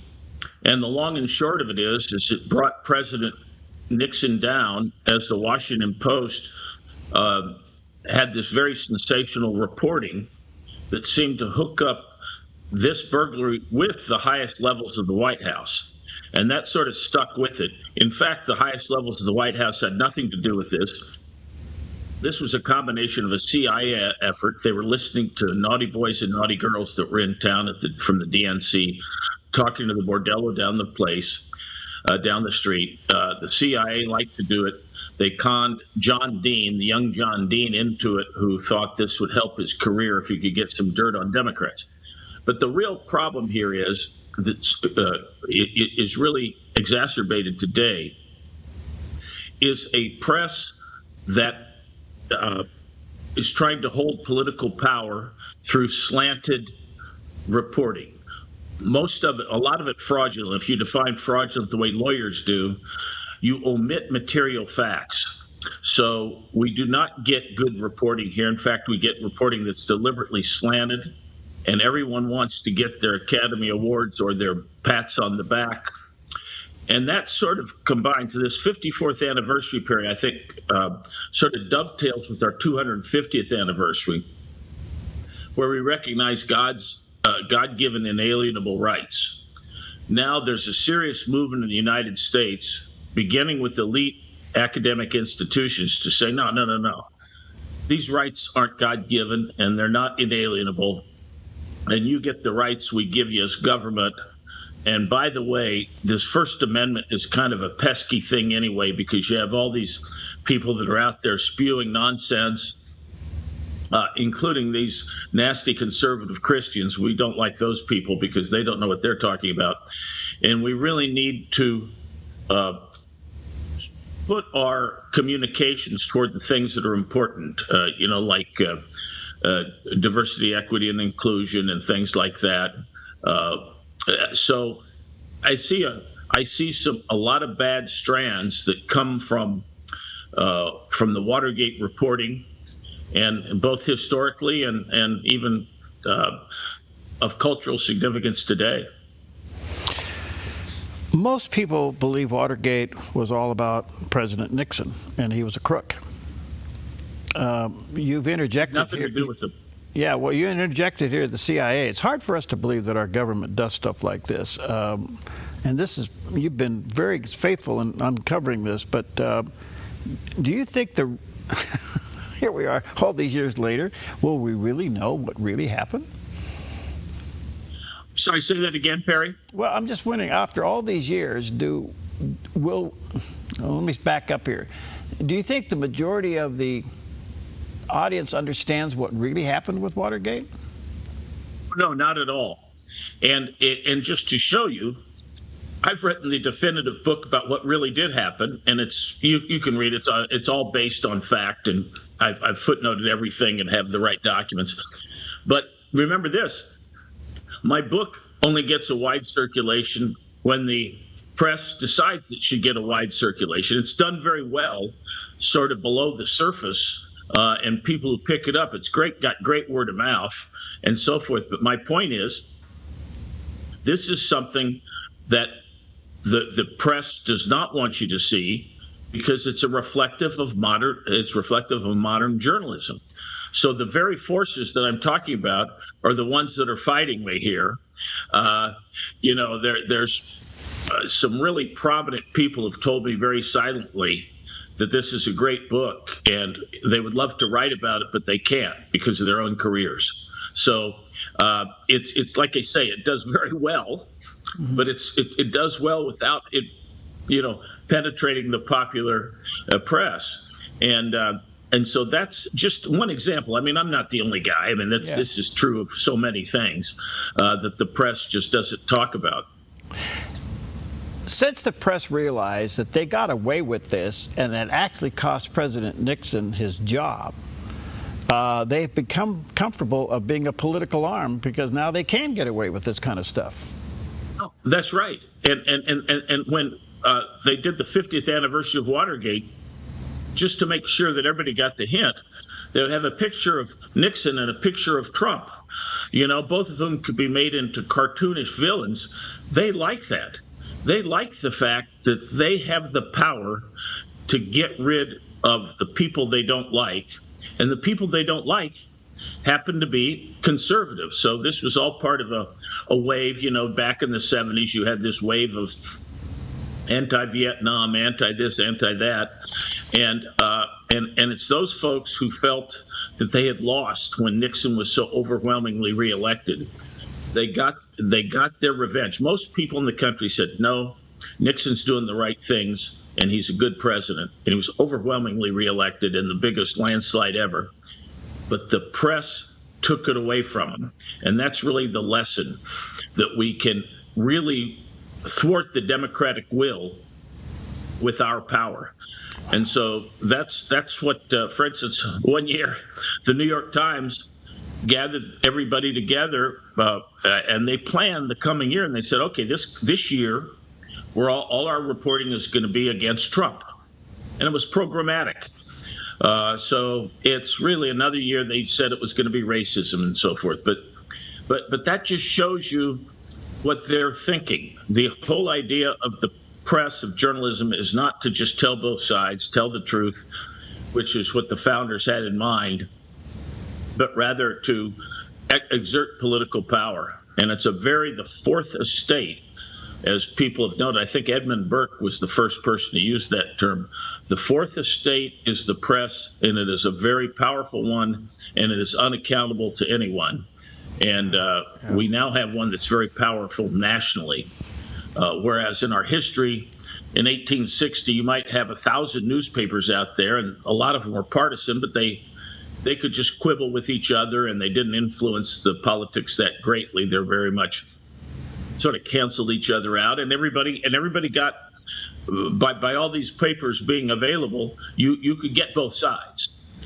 And then in modern days, as the journalism coalesced, there are a few papers and a few news channels that became ascendant and took up all the space, and that's what's still going on today. The people in that space, except for perhaps Fox News and good local radio shows and podcasts like yours, there's some balance. It's still not the balance we should have.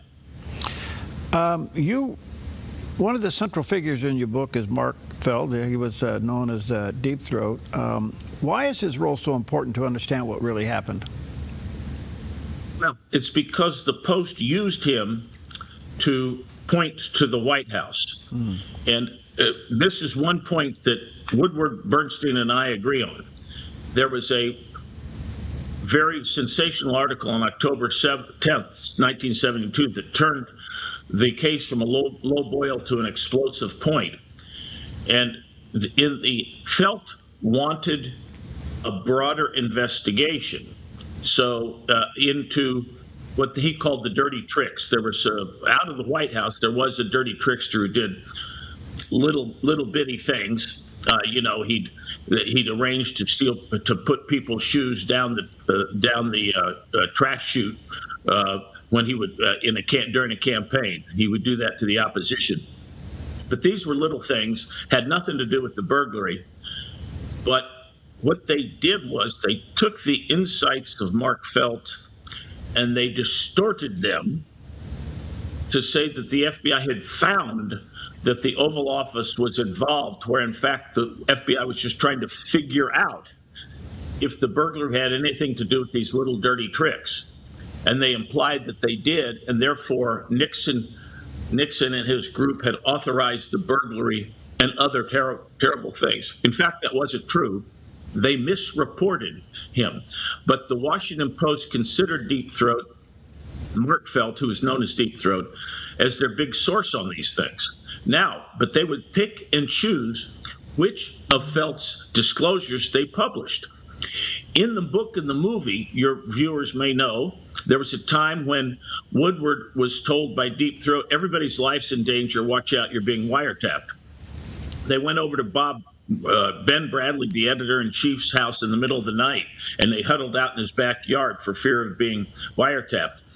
And it's a great dramatic thing in both the book and the movie, but what's not explained is that that is all caused by the CIA threatening everybody's lives if it came out that the CIA was behind it. There was some possibility that the CIA was going to finally meet its demise.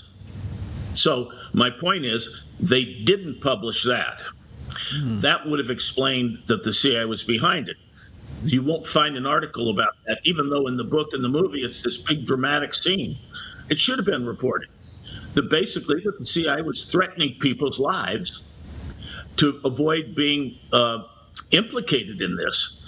They didn't publish that, but when Felt told them, well, maybe these dirty tricks are related to the Oval Office, it was printed as if that were absolute gospel truth. So they nail Nixon wrongly, and then they protect the CIA wrongly. And right as it looked like there might be a fuller investigation of the CIA, guess what happens? A special counsel is appointed, and Felt and his crew are no longer in charge of anything, and so forth. And basically, the special prosecutor, they're hammered, and to them everything is a nail, and the nail is in Nixon's coffin.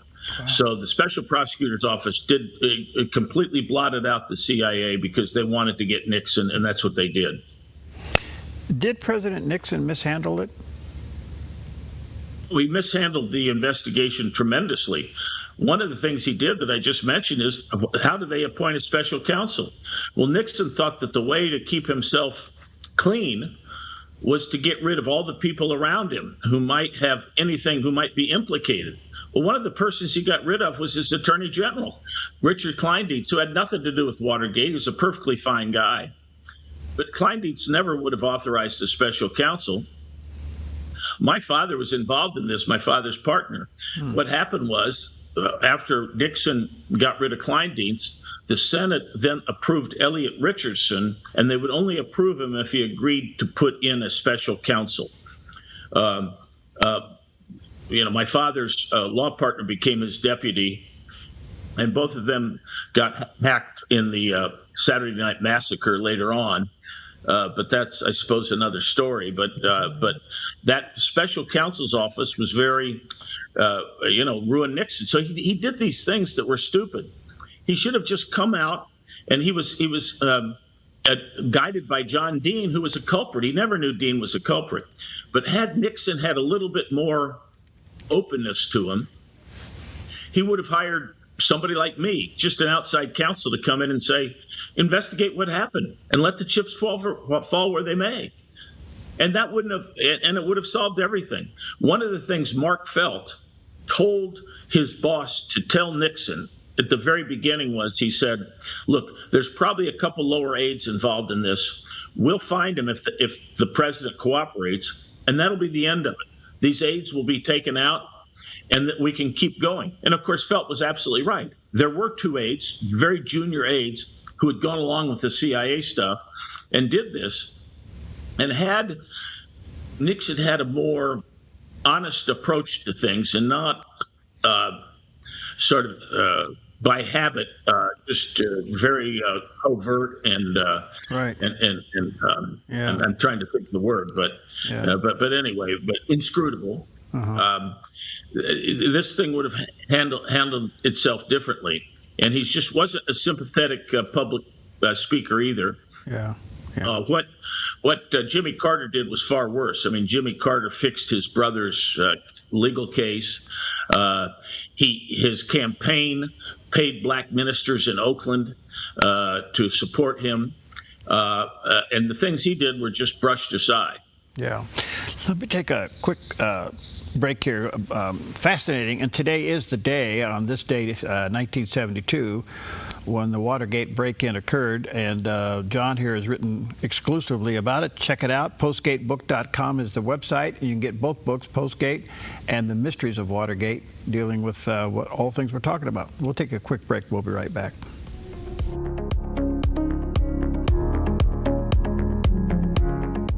I'm Susanna, and I contracted KA Designs to do custom cabinets throughout my house. We chose a really beautiful maple wood that really creates like a nice airy space. Everything was custom, and it was really cool because I got to literally see it come to life in person. We love to entertain, and we have a large family, so it just, everything came together perfectly, exactly what I wanted. I highly suggest KA Designs if you're looking to design your dream house. Go check them out in their showroom. You will not be disappointed.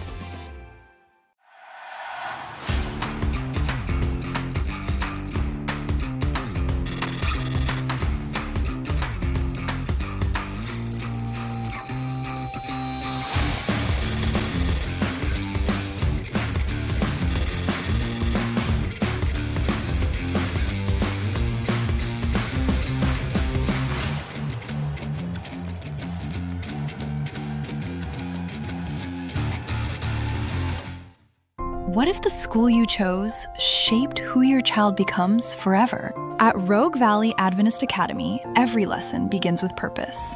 We are a pre-K through 12th grade private school built on one mission: to educate, mold, and inspire service through a personal relationship with Jesus Christ, where students find their voice through music. Build tomorrow's solutions in our makerspace. Compete with heart and integrity on the court, and prepare for real life every single day. RVAA is a safe, student-centered community where every child is known by name, not just a number. From pre-K through 12th grade, your child will be challenged, supported, and loved. Enroll now. Openings are limited. Visit rvaa.us or call 541-773-2988. Rogue Valley Adventist Academy, located in Medford. Join in and stand out.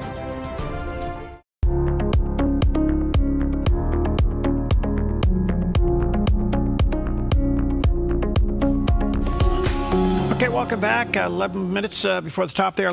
So delighted to have back with us John O'Connor, a former federal prosecutor and experienced trial lawyer. But he's the author of a book that's been around for quite a while, and today is a significant day as it relates to the book Postgate and how the Washington Post betrayed Deep Throat, covered up Watergate, and began what we call today's partisan advocacy journalism.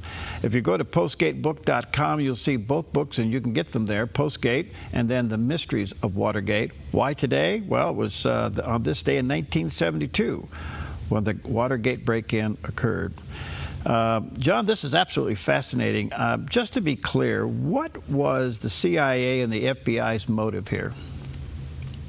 The FBI was clean.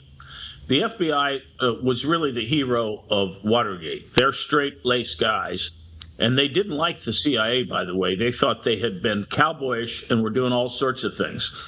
The CIA is not supposed to have domestic operations under its charter, but they couldn't help themselves. So for years, they had been doing all kinds of things, and they were supposed to go through the FBI if they wanted to, say, to wiretap somebody. Well, it got so that J. Edgar Hoover, the head of the FBI in the past, was so disgusted with the CIA that he cut off their activities, and he rarely would allow them to do anything in the United States. Well, the only way they could do this legally would be to get presidential authorization, because the president has national security authority, and it can tell Perry Atkinson to shoot somebody on Fifth Avenue for national security purposes, and that's okay. So the idea was the CIA infiltrated the White House. The White House didn't realize it, mainly in the person of Howard Hunt. And there are a couple others that snuck in there. But in any case, that was their motive, was to get presidential authorization for what they did. So even if they continue to do these things past Nixon's term, they can go back and say, look, we got these checks from directly from Nixon. He authorized this. we have presidential authorization for this program. So our program is still going on, but gosh, it got okayed by Nixon 10 years ago or 15 years ago. So that was their purpose. It was an historic thing. They didn't necessarily care about wiretapping those girls down the street. They were surveilling the bordello anyway. They wanted to make sure that the president authorized it. And the way they got the White House to do it was that the DNC would have out-of-town gentlemen calling the same bordello. So using the DNC convinced John Dean that this could help him politically if he got a few Democratic scalps from this wiretapping. Wow. That's the way it started. But the CIA had completely wired the White House. They were had let me put it this way: they had wiretapped just about every room in that White House. I'm convinced. Alexander Butterfield, the colonel, who told Congress about this taping system Nixon had, he was a CIA guy undercover. He just died a little while ago. Nobody's ever figured out that he was a CIA guy, but it was very clear he was, or defense intelligence working for the CIA, same thing. John, kind of a big question, given this history. Do you see any parallels between then and now? Well, tremendously. It's gone haywire here. Look at what they did in Russiagate. Mm-hmm. That was an abuse of the system, but James Comey and the CIA knew what they were doing and knew how to wiretap their opponents. So whereas Nixon really was not wiretapping his opponents as people thought he was, but it appeared that he was. Now, on steroids, we have the FBI and the CIA actually wiretapping the entirety of the Trump administration through the FISA warrant. And then when Trump comes out later and says, "Hey, I've been wiretapped," oh, the popular press went, "Oh, you're nuts. You don't know what you're talking about." He was wiretapped. His entire administration was, through clever use of the FISA warrants, which were actually the FISA warrants came into vogue because the FBI had been back in Watergate. In fact, my own client was one of the people that had been doing it. The FBI had authority to wiretap for national security purposes. And then when my client got indicted for wiretapping legitimate national security, after they're wiretapping the PLO and the Weather Underground, clear national security threats. They then issued the FISA law back when they discovered that the FBI was doing this to make this on the up and up. James Comey used this authority not to go after national security threats, but to go after Donald Trump to help his buddy Hillary Clinton so he could be a big hero. So there is a clear line from my client, Mark Felt, and the FBI's legitimate wiretapping to the use of it and abuse of it in Russian collusion. So like so many things, we are having, and Comey knows he will be covered by the media. So how the media gets into this, Comey and Brennan know that they're going to do this to Trump, and they know that the media will support them. And guess what? That's exactly what happened. And Trump was made to look like he was a Russian stooge. It was all a big farce. But the FBI and CIA were instrumental in doing that, using these national security powers that were abused. So that's a complicated answer, but that's what's happening. Well, do you think justice will ever come about with Comey and Brennan? No, there's only one sliver of a chance, and I don't know if somebody's working on this. You and I might have talked about it. Brennan did commit perjury in 2023, it looks like, in a statement before Congress, and perhaps they could hook that in to past conduct. In other words, a conspiracy can go back in time. Okay. But if you don't hook up his 2023 perjury to the past events, everything that Comey and Brennan did in 2016, 17, and 18, the clock is long buzzed on that one. It's over. Okay. So you can't get a statute of limitations over the statute of limitations. I got a big question, only 1 minute, sorry. What do you think of Kash Patel heading up the FBI and our new director of the CIA, or not CIA, I like him generally Attorney philosophically. He's got to watch himself in his personal conduct. I'm a little offended by the fact that he's using the FBI, the plane, for his seemingly his personal purposes, and his girlfriend's always included, and he's always drinking. I think he's got to watch it. Okay. I think he's fine, but he's got to watch it. John, thank you. You're fascinating. Go get the books, postgatebook.com. You'll see both of them there, The Mysteries of Watergate and the one that leads all this up, called Postgate. There's so much to learn there. John, I really appreciate your passion. Thank you, friend. Let's stay connected. It's great. Good talking to you again. All right. God bless you, friend. See you.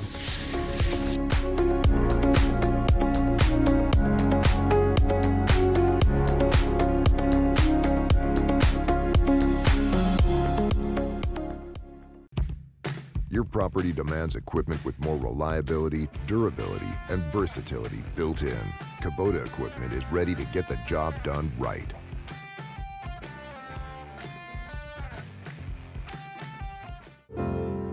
Come fall in love with Northridge Senior Living, where contemporary sunlit interiors meet old world